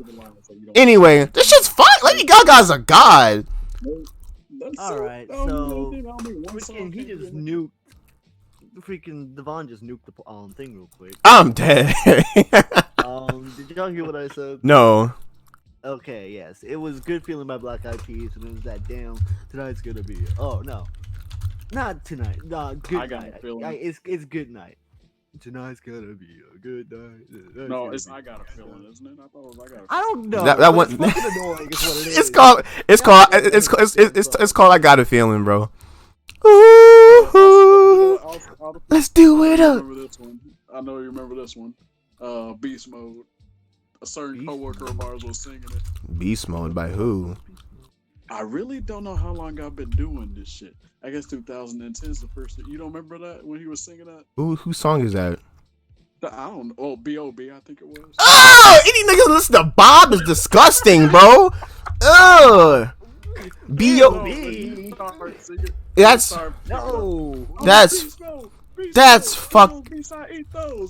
so fucking gross. I was like, oh, here we go. Another song. That's corny as fuck, bro. Another song that's Rap God by Eminem. You know what? I'm glad you fucking said it because I was debating it. I'm like, no, that's too much. Rap God by Eminem. It was cool. I agree. It was cool to listen to for the first time. But oh my, you know how people, you know, that stand. Oh, Eminem raps fast. He's the best. That's the fucking title, bro. That's the title. That's the title, bro. Ooh, Eminem raps fast. He's the best. That's the title, bro. But for real, bro. Hold on, let me type that shit. Hold on, bro. Uh-huh. Hold on, bro. Alright, it's in the book. But bro, everybody was sucking that fucking song off. I heard it for the first time. Okay, Eminem does Eminem things. It's not really my cup of tea. It's just a nigga is rapping a bunch of words that rhyme in a line over a decent sounding electro-ish trap beat. I'm like, okay, I'm done with it. Everybody that stands Eminem for no fucking reason was riding that fucking penis into the fucking sunset. Nasir was even. We were in study hall. We were just writing shit on the fucking blackboard. This nigga Nasir starts writing lyrics from Rap God on the fucking blackboard. I got a computer in my back pocket. What? Bro, hearing that shit, I heard it over and over and over again. I was hanging out with some of my other white friends, bro. I was playing my shit, you know, music that, you know, the Kendrick Lamar that was out at the time, Drake that was on at the time, some of my older shit, you know. Oh, this shit fire. He said, I see you listen to good rap. This nigga puts on Rap God. And when I tell you, oh, this is the best. The fucking that fucking beat started. I'm just like, oh my god, bro. I'm just sitting here. I'm just like, I'm starting to think. I feel like a rap. I'm like, bro, let's turn this shit off, bro. Please. They were playing it. They were playing it day in, day night, and then, oh my god, don't get me started when fucking "I'm Not Racist" by Joyner Lucas dropped. Jesus Christ, bro, people were. It was bad. It was worse. That was even worse, in my opinion. Remember when we went to the club, Chris? I don't think you were there. Remember we went to the club, we were listening to music in the car, and a certain someone said, you need to listen to this song, and put on fucking "I'm Not Racist," and nobody in the car was fucking singing along. Nobody was bobbing their head. Just a bunch of niggas sitting back straight up into the air, just listening to the music. Sitting proper as fuck in their seats, not feeling the music at all. Just the song playing in the background. I don't think you were there, but I know Chris McKenzie was. Okay, yeah, I don't think I was there. I'm gonna hit you up on. I'm gonna send it to you on Discord. I'm gonna tell you who it was. Okay.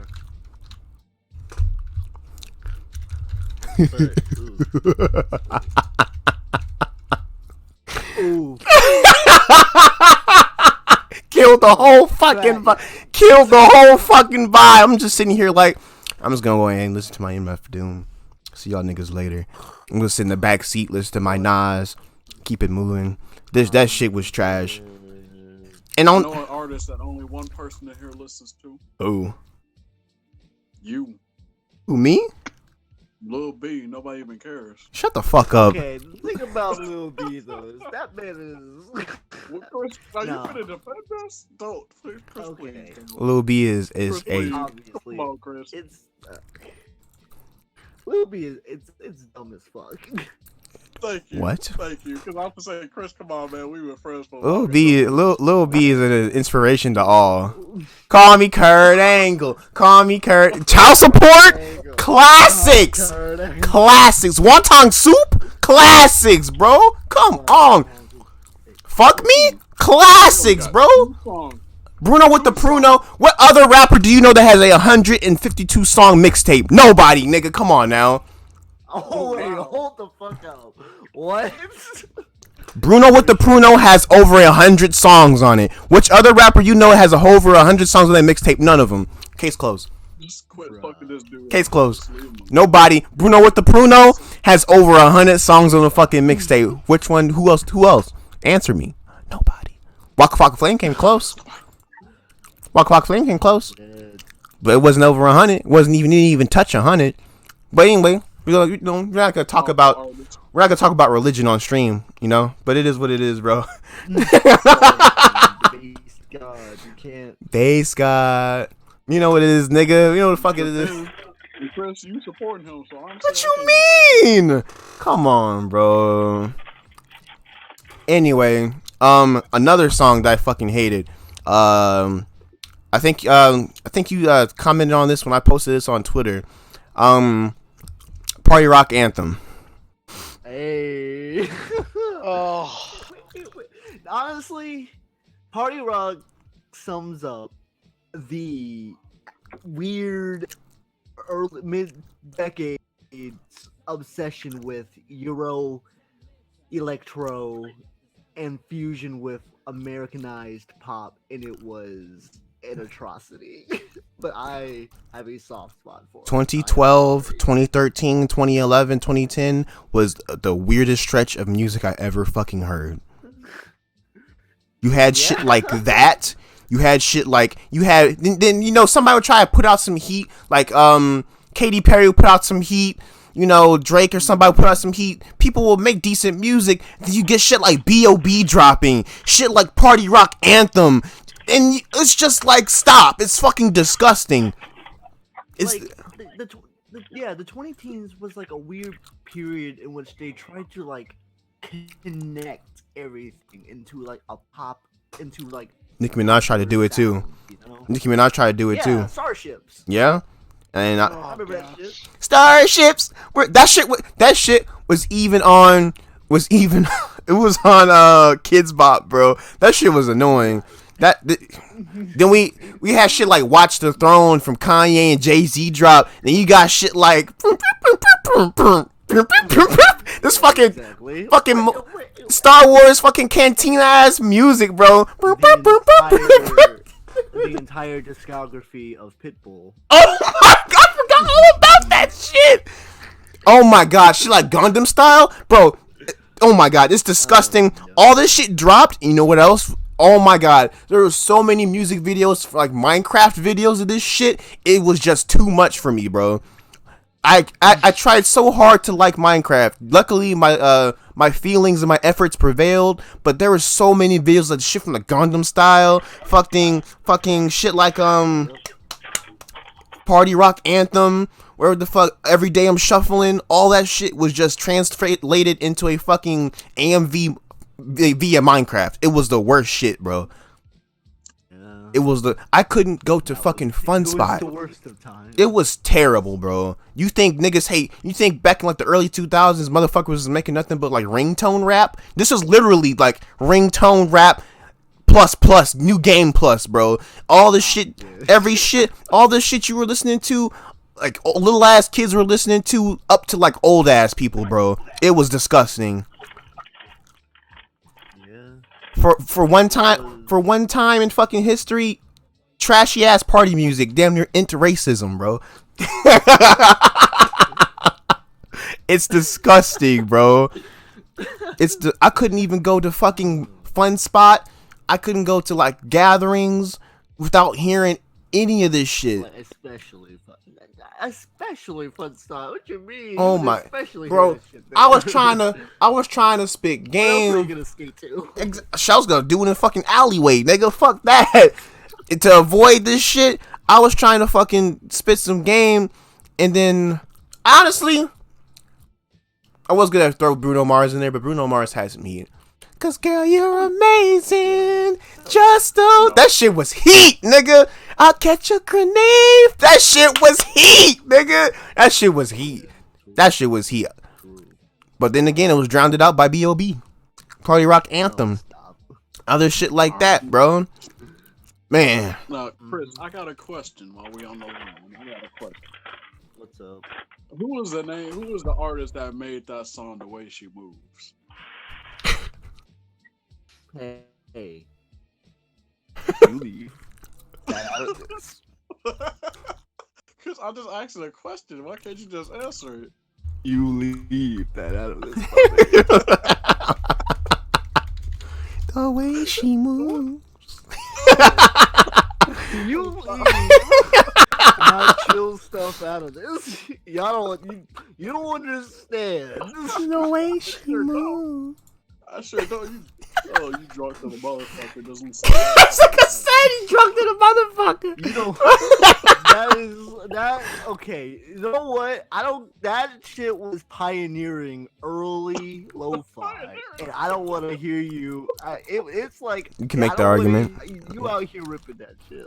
The way she I just moves. asked the question, Chris. I even talk any type of slander. All I do is the question. The way she moves. I still listening to that bop, bro. Leave me alone. I bet you do. I bet you do. All right, watch. Good boy, Chris. Love that Rocket League music, boy. I tell you, bro. Love that Rocket League. That's a whole genre. I listen to Rocket League music. Bro, what you mean? I listen to Rocket League music. That's a whole genre, boy. Bro, Rocket League music is a vibe. It is. It is. Rocket League shit is fire, bro. Some of it, but that shit just sounds like nothing but you find on Rocket League, bro. Oh my god. And honestly, that there's like those music, like those YouTube music producers, like the one that is actually from like Mr. Suicide Sheep. Mm-hmm. Even though as like trivial as it sounds, looking back at it now, it is still like you see, it's again like that fusion of like poppier sounds, but like with that sort of Eurocentric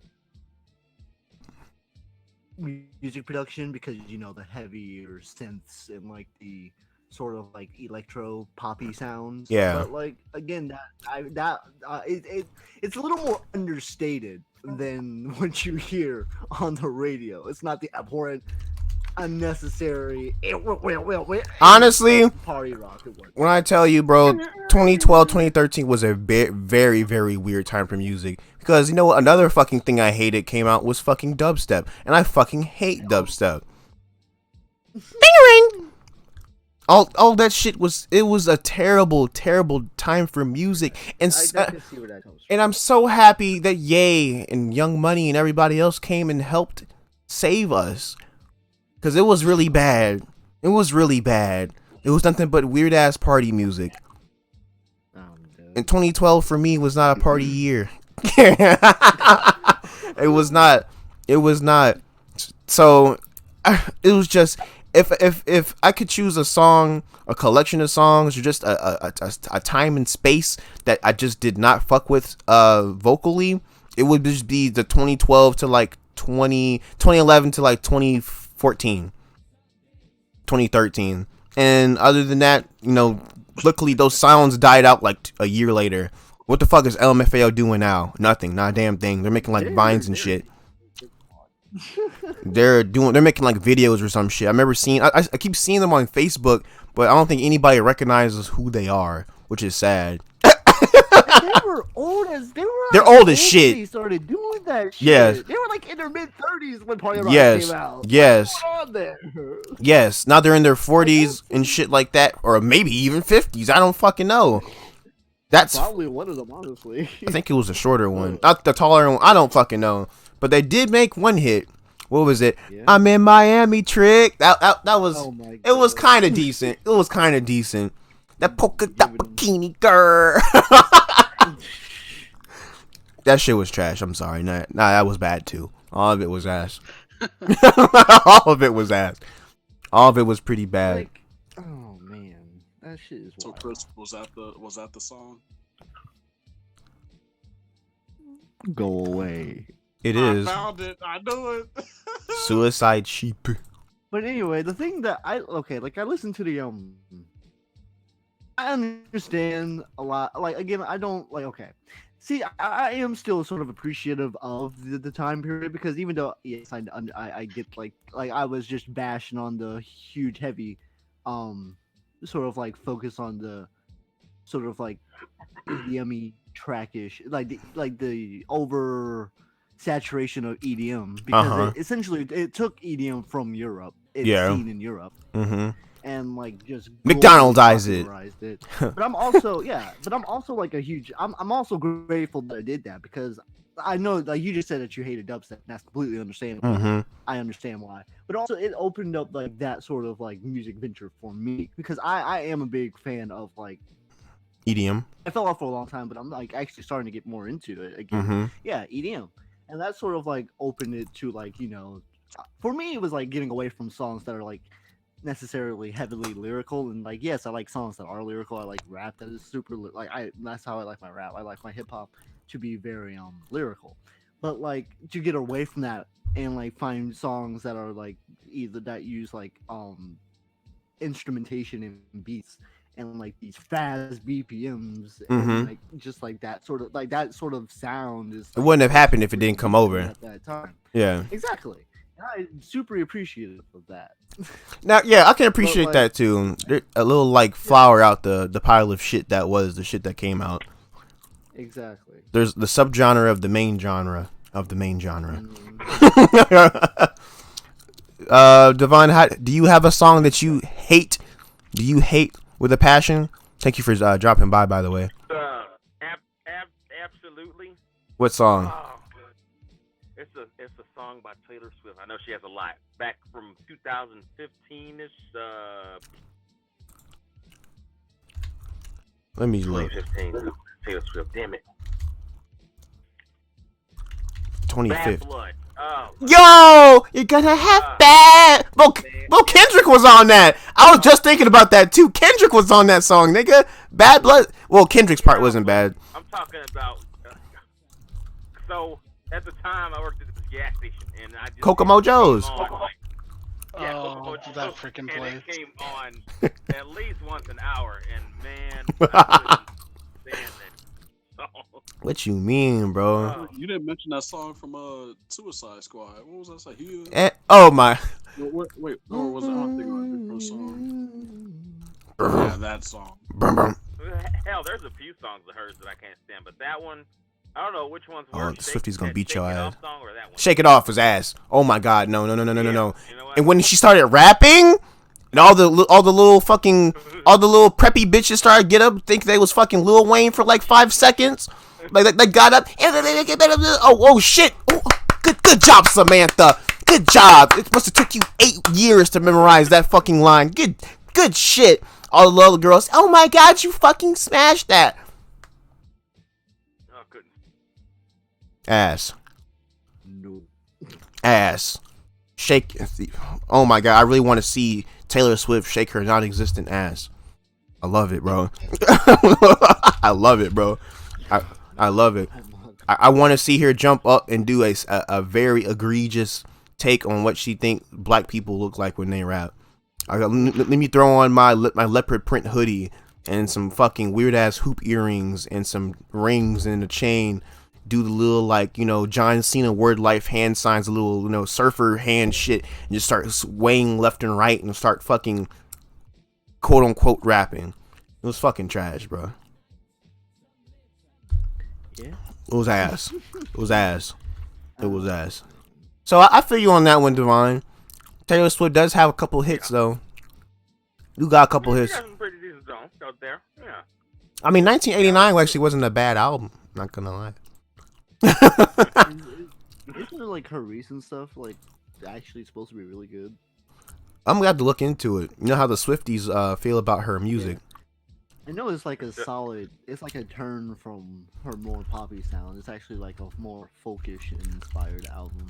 Like apparently it's getting like a lot of like apparently it's just really great. What was I gonna say? Did you guys know she did a remix of September by Earth, Wind and Fire? No. I implore you guys. I'm gonna send you a link.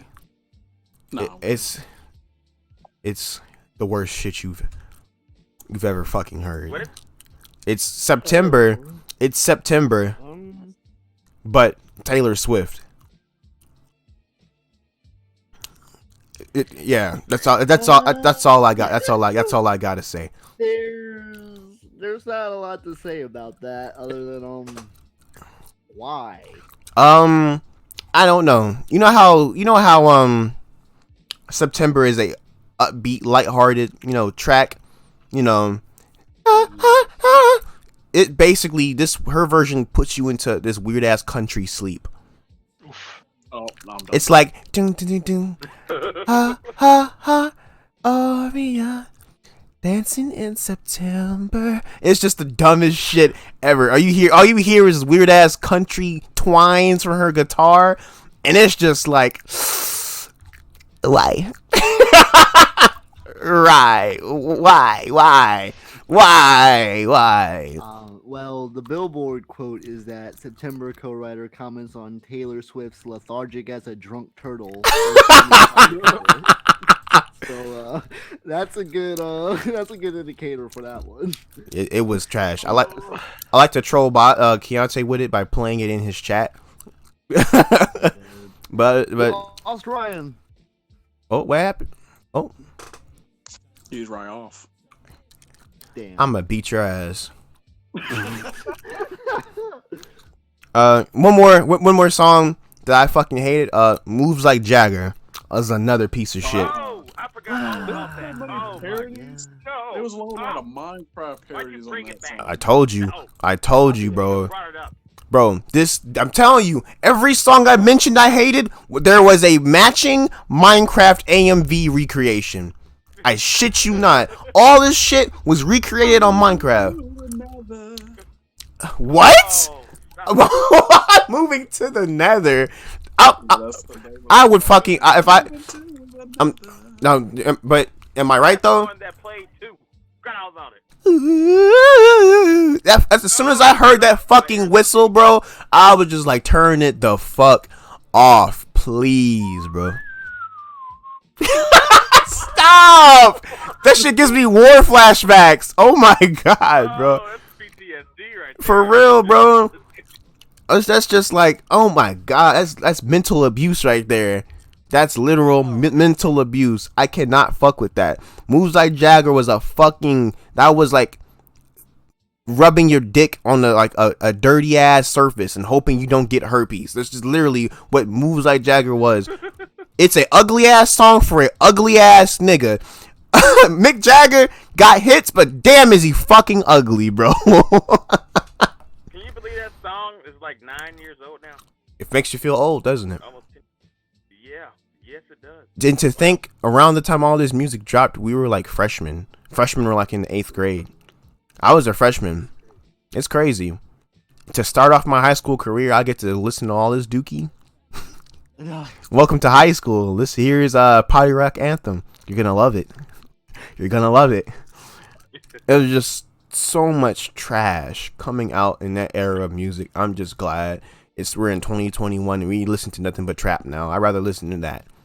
I'd rather listen to this dookie ass trap than anything than a billion. The Lazy song. That's fucking trash too. Sorry, Bruno. I was gonna say that Kiki song. Oh, yeah. Oh my god, that was annoying. Then you see people doing stupid stuff. What you mean? That shit was me, and I want ya, and I need ya, and I'm down for y'all. Wait, come on, that shit a burner, bro. It's just stupid. No, you have people doing this stuff in the middle of the street. I'm trying to freaking drive my car. You just sitting there doing some TikToks. Woo. Fucking hater. We gonna say Devon? Was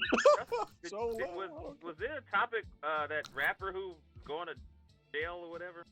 What rapper was going to jail? Song? Oh yes! Oh shit! Silento killed his cousin. That's another annoying. Yeah. That's another annoying song. The Whipping the Nene. That dude, he killed his cousin. What? Yes. I didn't know that. That happened a couple days ago. He killed his cousin. I didn't know that was him. Who the hell killed? Holy shit. Yes. Silento, apparently. Yep, Silento! Yikes. Murderer! Yeah, I couldn't stand that damn song either. Yeah, I couldn't stand that. Oh, I could not stand that. I couldn't stand, I Ain't Got No Type. That shit was annoying as well. Oh, I remember that. Oh my god. Oh man. That's crazy. Yeah, rest in peace to Silento's cousin. That's fucking crazy, dude. That's fucking wild. That's wild as hell. I sure didn't see that shit coming at all. His ass, I saw it on the news. I'm just like, wait, Silento, the watch me whip, watch me nay nay nigga. This man just committed murder. Like, it didn't even click with me that that's who that was. No, but not a lot of people don't know his name. And sad that we danced. Think about it.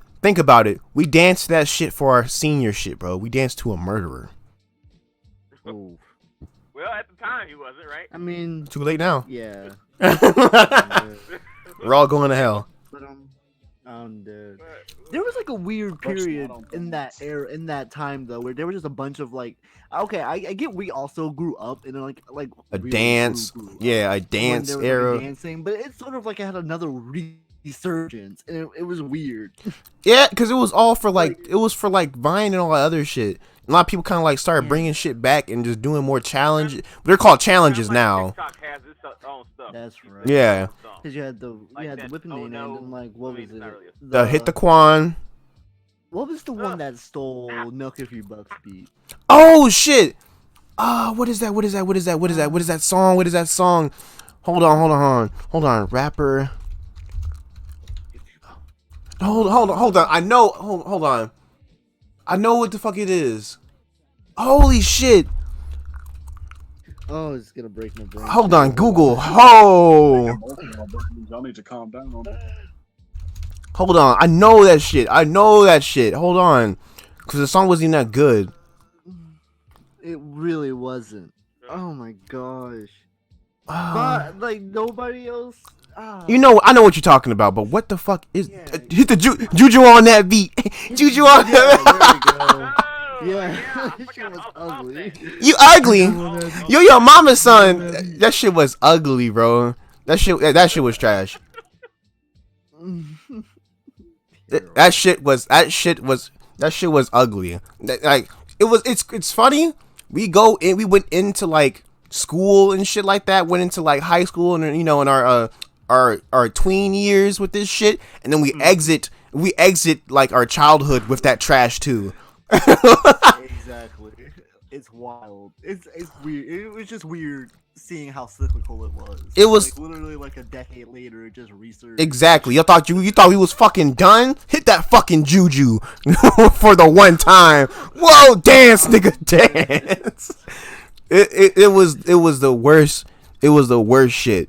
And I'm glad it's over to a degree, but it's gonna come back again. But you know, when that shit happened, it was some decent hits. We had Soulja Boy came back with, you know, that hit that Soulja Boy, that was fire. We had Crank That Batman, that was fire too.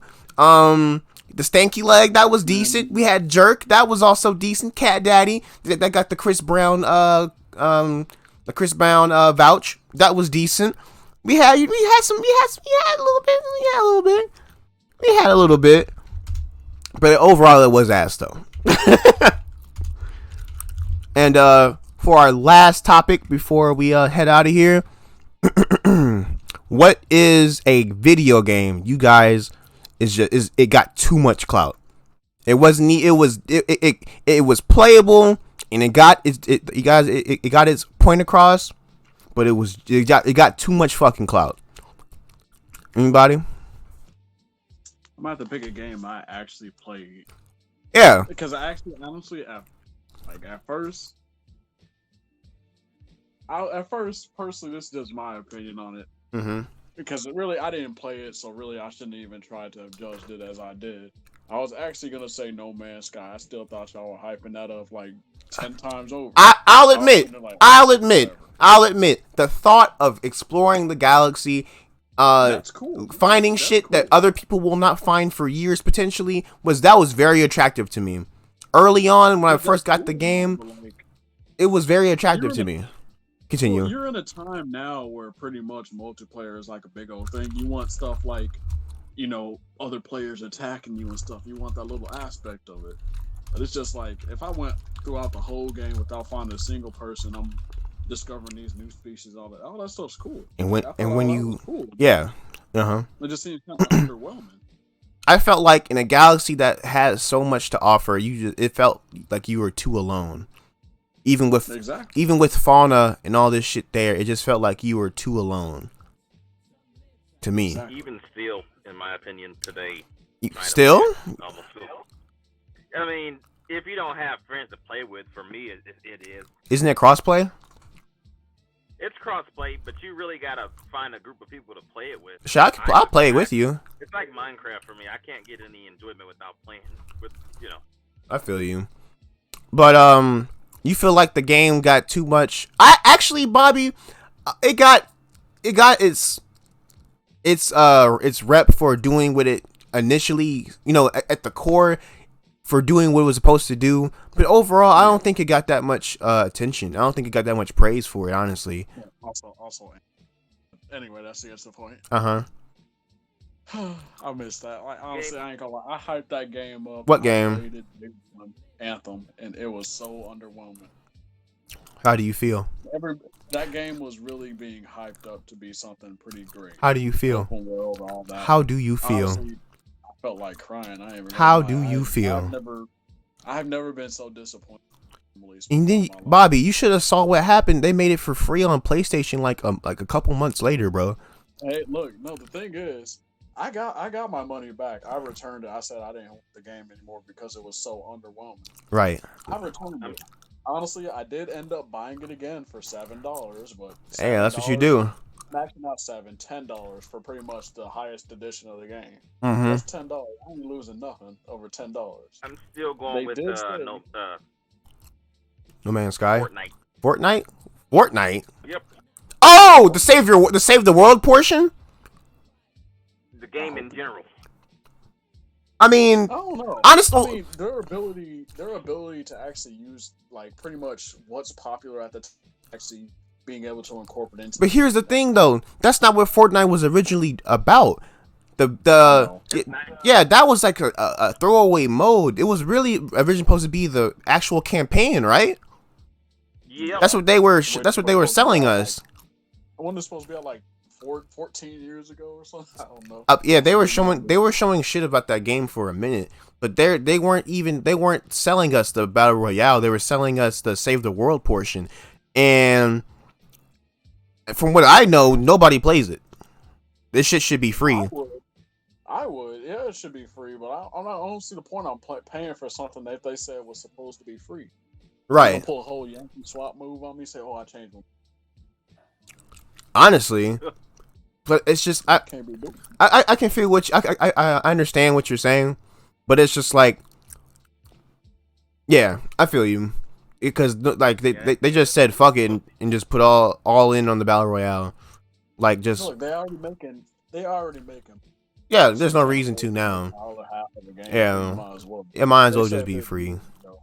They said it years ago that this stuff was supposed to be free, and here we are, a day 7 million. Game still ain't free. Of course, because we watch your fucking money.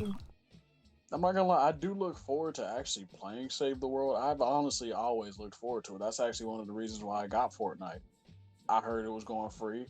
It looked interesting, so I was like, oh boy, I can't wait to play this. It looked great. And every day that passed by, I grew even more disappointed. It's something. It's a phenomenon. I'll tell you that. But the game that I felt like was super. I felt like it got too much clout for what it brought to the table. And me and Isaac played it. We talked about it. We didn't play. We talked about it. But The Last of Us 1. The Last of Us 1, it gets what what it sets out to do done. It's a zombie third person over the shoulder shooting game. Nothing happens in the story that makes me feel like this is what the fuck this game brought deserved all those accolades. The game was actually kind of short for me. I felt like it should have ended a lot later than when it did. It was weirdly short. The characters, what they built in the first game was barely built upon in the second. Spoilers if anybody hasn't played part 2, but obviously if you were even on the internet even for like 2 seconds, the main nigga from part 1 dies. He is a seasoned hunting tactician survivor in this fucking post-apocalyptic fucking zombie wasteland. He's just out here just doing goofy shit, and it's just like they didn't. It's just like, why? Honestly, you could put part 1 and 2 on here, but part 1 is just like, is this really game of the year worthy? I've played other zombie games that get this done in a way better, more smoother, more cleaner fashion. It's a much more memorable experience. Outside the main 2 characters, there's more characters that you can grow on and enjoy and like more than, basically just the 2 niggas you play as, and in that story, it's just like, I don't care about the story. I just got it. I played it to get it done. Yeah. I just played it to get it over with. That story was really not interesting to me whatsoever. This motherfucker, he fights the decision to turn this bitch in for a cure or not, and he ends up not doing it, and then it ends up fucking him over. Although I'm sure he probably doesn't, he want her to survive anyway. But it's just like, this story doesn't do anything for me. The combat was woefully fucking mediocre. I don't play shooting games I'm a fighting game nigga. And even for me, I felt like the gunplay was just fucking weird. It was the nastiest shit ever. I didn't fuck with it. It was nasty as hell. I didn't like it at all. That shit was, and then the multiplayer, don't even get me started on that. I never want to play that shit again. I'm surprised I even touched it the first time. That shit, those servers need to be shut down. They're that fucking bad. Chris, are you there? Oh, no. I think Chris is awake. Oh, I guess he's gone then. But yeah, that's just me though. Other than that, yeah, just the Last of Us 1. I feel like it wasn't deserving of a lot of those. Was it something different coming out of Sony? Yeah. Was it something different in general? No, not really. I'd rather go back and play. Yeah, I agree. Yeah. I agree. It's not like it's original, like original. It's your run-of-the-mill zombie survivor game. Yeah. I've seen movies do the same thing, bro. It's nothing new. Yeah, absolutely. Nothing new. The main character has this. I don't know, man. Now that I think about it, I don't know why it's so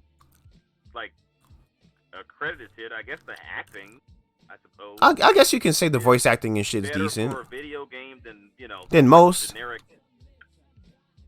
It's good for a video game, but this was in movie form. It wouldn't get it done. No. It's too cookie cutter. The main character has this fucking this tragic loss, i.e., Joel loses his daughter, and he has a trust issue.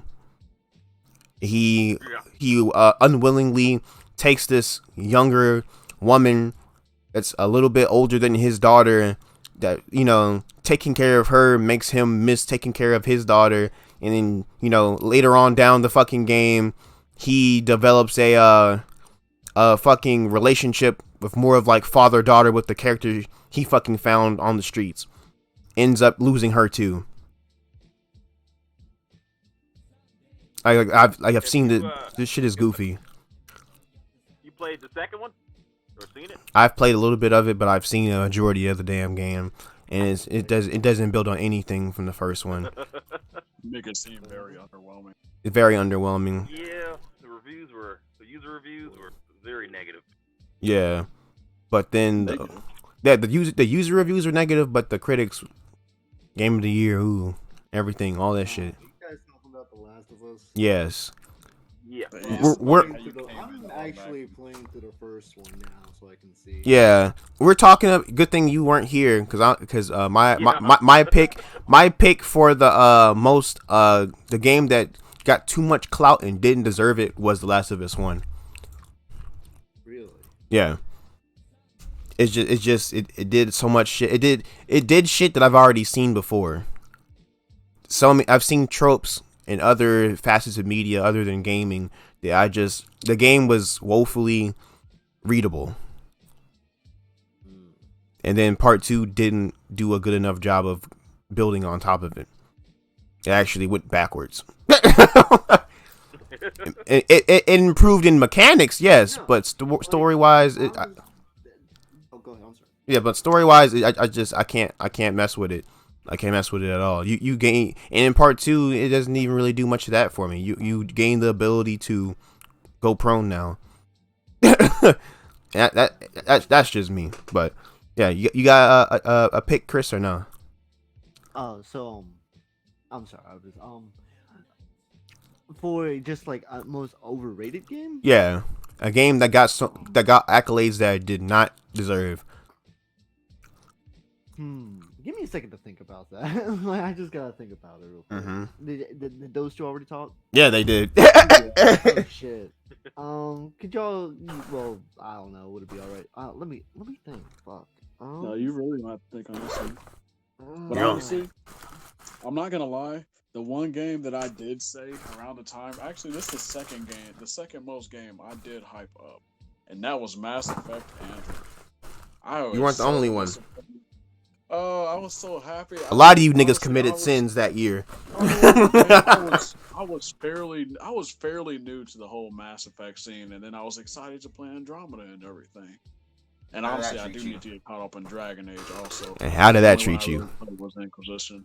It treated me very poorly. The only redeemable quality for that game was the crafting system. The crafting system was phenomenal. You can craft weapons that had infinite ammo, but as long as you bursted the weapons, pretty much you were set. They could overheat and everything, but they were golden if you just ration you didn't just automatically just start randomly firing and then overheating your weapon, letting it have to cool off for a couple seconds. That pretty much is what made the game. There were several glitches. There was one, I need to find the recording, but there was one where pretty much I'm driving around, I slid underneath the map. I didn't die. I just kept falling. I was just... Welcome to hell, bitch. That's pretty much what it's like. I was in limbo. Couldn't pause the game for some reason. I have no idea what was going on. I had to close the game and restart. And I didn't save for a while either. So kind of, I had to start from where I was. That was fun. It didn't go the same route, but yeah, that was nice. Did you lose all your fucking? With an alien. Yeah, I did. I was out there doing. So was.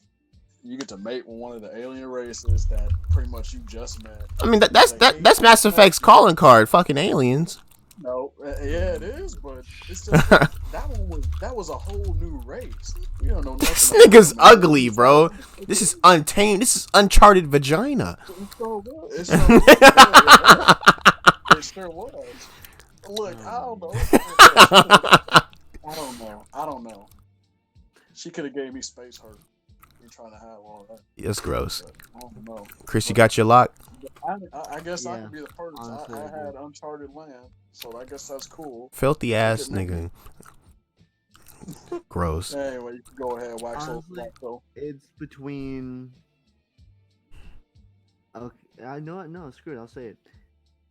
Between Fallout 4 and Skyrim story. Oh my god, they're gonna beat your ass, Chris. We gotta hide you, bro. We're gonna have to hide Chris, bro. We're gonna have to hide Chris. We're gonna have to hide Chris. I love Skyrim's gameplay. Skyrim's mechanics, phenomenal. Yes. Its depth, phenomenal. Yes. The amount of some of the side quests are great. Yeah. Infinite does not mean quality, but some of the side quests are great. Story, it lacks. In comparison to Oblivion. Okay. Oblivion's story is absolutely amazing. Okay. Like, it is one of the greatest RPG stories that I've played. Fallout 4, because writing, its mechanics, it's just a step backwards from New Vegas and 3. That's why I mentioned that I've only pre-ordered a handful of games, and I've been disappointed by the majority of the games that I've pre-ordered. That was one of them. And I've tried so many times to play through Fallout 4, and I still have not made it through this damn game. And it's been 6 years. Fallout 4 is just, it's meh. Very meh. Like, they remove karma. They fuck around with the perks and traits in general, and it just like like none of them are interesting, and it's like you don't, and like you really only have to pour into a couple. It doesn't really have like much variety to it. It's like a lot of like the traits and such are just there. Like they're not like a lot of them just aren't necessary or fun. They're just generic as hell. You felt like it was just And like the dialogue is horrible. The writing in Fallout 4 is so terrible. do you Like, do you my feel like they just put it out just because people felt like they've been waiting for too long? Probably, yeah, because between Bethesda Fallouts, it was Fallout 3 came out in, well, remember Oblivion, not Oblivion, Obsidian made New Vegas, and New Vegas came out in like 2011, 2011, 2010. Let me check. yeah, around that time. Yeah. And no, like, but between Fallout 3 and Fallout 4, that was 7, 8, 9, 10, 2010, I was right. Yeah, it dropped in 2010. years. 2010, okay. Yeah, It was 8 years between Fallout 3 and 4. So, but I thought Bethesda made one, and it just, yeah, no, it seemed like they were like, hey, you guys need, like, we need to put out a new Fallout. And like, okay, Fallout 4. And like, it just isn't fun. Like I have it modded now. Like I said, I have like a more it's a more realistic. It's like a more hardcore combat mod as well, and what that gives you like some realistic weapons. Like you get like AKs. It's not like you're running around Call of Duty like. It's like AKs, and it's like some modern weaponry, and then like enemies take, and you as well as enemies take like 1 or 2 shots before you're dead. It's like it's a more hardcore experience, and it's still just like I like that those mods do, but the game overall is just not fun. I remember we spoke about it. We spoke about only way we can really enjoy Fallout 4 is with basically a bunch of ketchup and mustard on it, meaning a bunch of fucking mods. If you can't enjoy a game on its base, and you can't enjoy the game, like it's not worth it. It's like if you put too much sauce on food, like obviously this bitch is too dry. Something's going wrong with the food that you can't enjoy with its own merits, you know, on its own. So I remember we was talking. Basically, we put so many fucking mods on Fallout 4. It was just basically just trying to do something other than, you know, trying to like basically break the monotony and make it seem like it's a tad bit better than what it was. And for me, once I got out of like the first area, I stopped playing it. It just wasn't for me. I play Fallout New Vegas a decent amount, but Fallout 4, no. I installed my Macho Man fucking mod, and I laughed, I giggled and laughed, and I turned it off. That's about it. That's about it. But yeah, honestly. Yeah. And like I said, with Skyrim, I really do like Skyrim as a game, but it's just like, you know, when people say like that is a better one, I understand, man. It's because it modernized their. It's a classic. Mechanics. It modernized the mechanics and stuff for RP, like, you know, and it was a lot of fun to play. Story wise, it's very forgettable. I mean, other than like okay, I don't remember the details of Oblivion as well because I played Oblivion 12 years ago. Well, not like, yeah, it's been a long ass time since I've played Oblivion Story, and it's, I just don't. Well, it's been longer. Like, hold on. Like, I think 2009 is the last time I played Oblivion. Damn. No, it's yeah, exactly. But I don't know, man. It's like something sticks, and like, yeah, I think I might end up like just playing through Oblivion, just like really get in, like play through them again, just really see why, like, so I get a reminder of like just how great of a story. Because Oblivion, it focuses a lot on like the Oblivion Gates, as well as like this king and like them like not wanting the power of. It's like he has like Oh, I can't remember, but it's so good.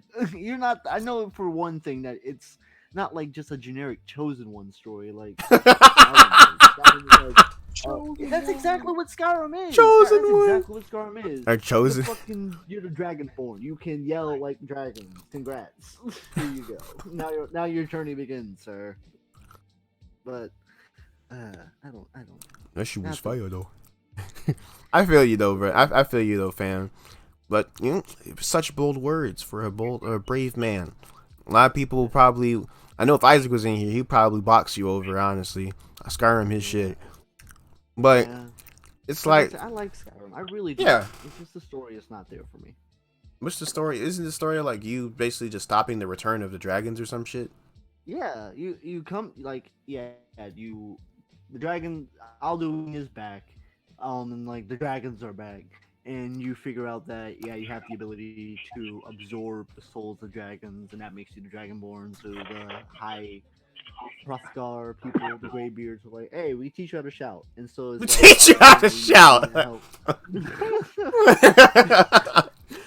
But Let it all. and that's it. It's like, all right, you're the Dragonborn. Get rid of Alduin and make Skyrim a better place. And like, totally, it's just it's just a chosen one story, and it's not done in an interesting way. I feel you, bro. Okay.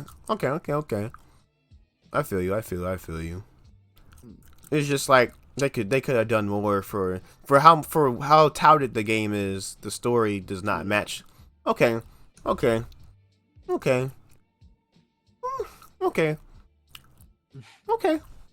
understand it. I understand that because honestly, when I play the game, I don't care about the story. I just play the game. I know. And like that's the thing with RPGs. Like RPGs are like these giant fantasy worlds. Like I feel like having a great story is what's going to further engross you into the world that is trying to put you in. Mm-hmm. Get like other like genres as to why you wouldn't really care a lot about like I'm not like I get it, like you could completely jump into Skyrim, like just get the story out the way. I really like where most of my time is going to be in side quests, building a character, doing X, Y, and Z, Mm-hmm. having a lot of fun. That's an entirely valid way to play. That's a completely valid and enjoyable way to play. Yeah. Something like Skyrim. Yeah. But I don't know. From my own perspective, that's just what I like. I want to get out of a game as well. Like engross me in your world, engross me in the story that you're like trying to tell. Like don't half-ass it. Like really put me into what you're trying to tell me, so that I understand why this world is like the way that it is. Right. Yeah. My nigga just scream. It is what it is, bro. Scream when you get pussy. Mm-hmm. But anyway. Had a mama. like it's funny because I was actually looking on YouTube and apparently, not YouTube, on Twitter, and apparently this is also sort of like a thing that's resurging, like video game opinions that are, that would get you like a bunch of negative attention. Hey, it's interesting, something to look into.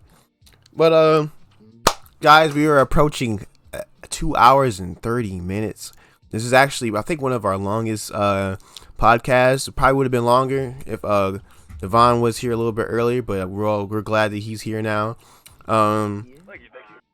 Yes, sir. But appreciate you guys for stopping by. This was a amazing pod, one for the books. Be ready to come back next Thursday for another one.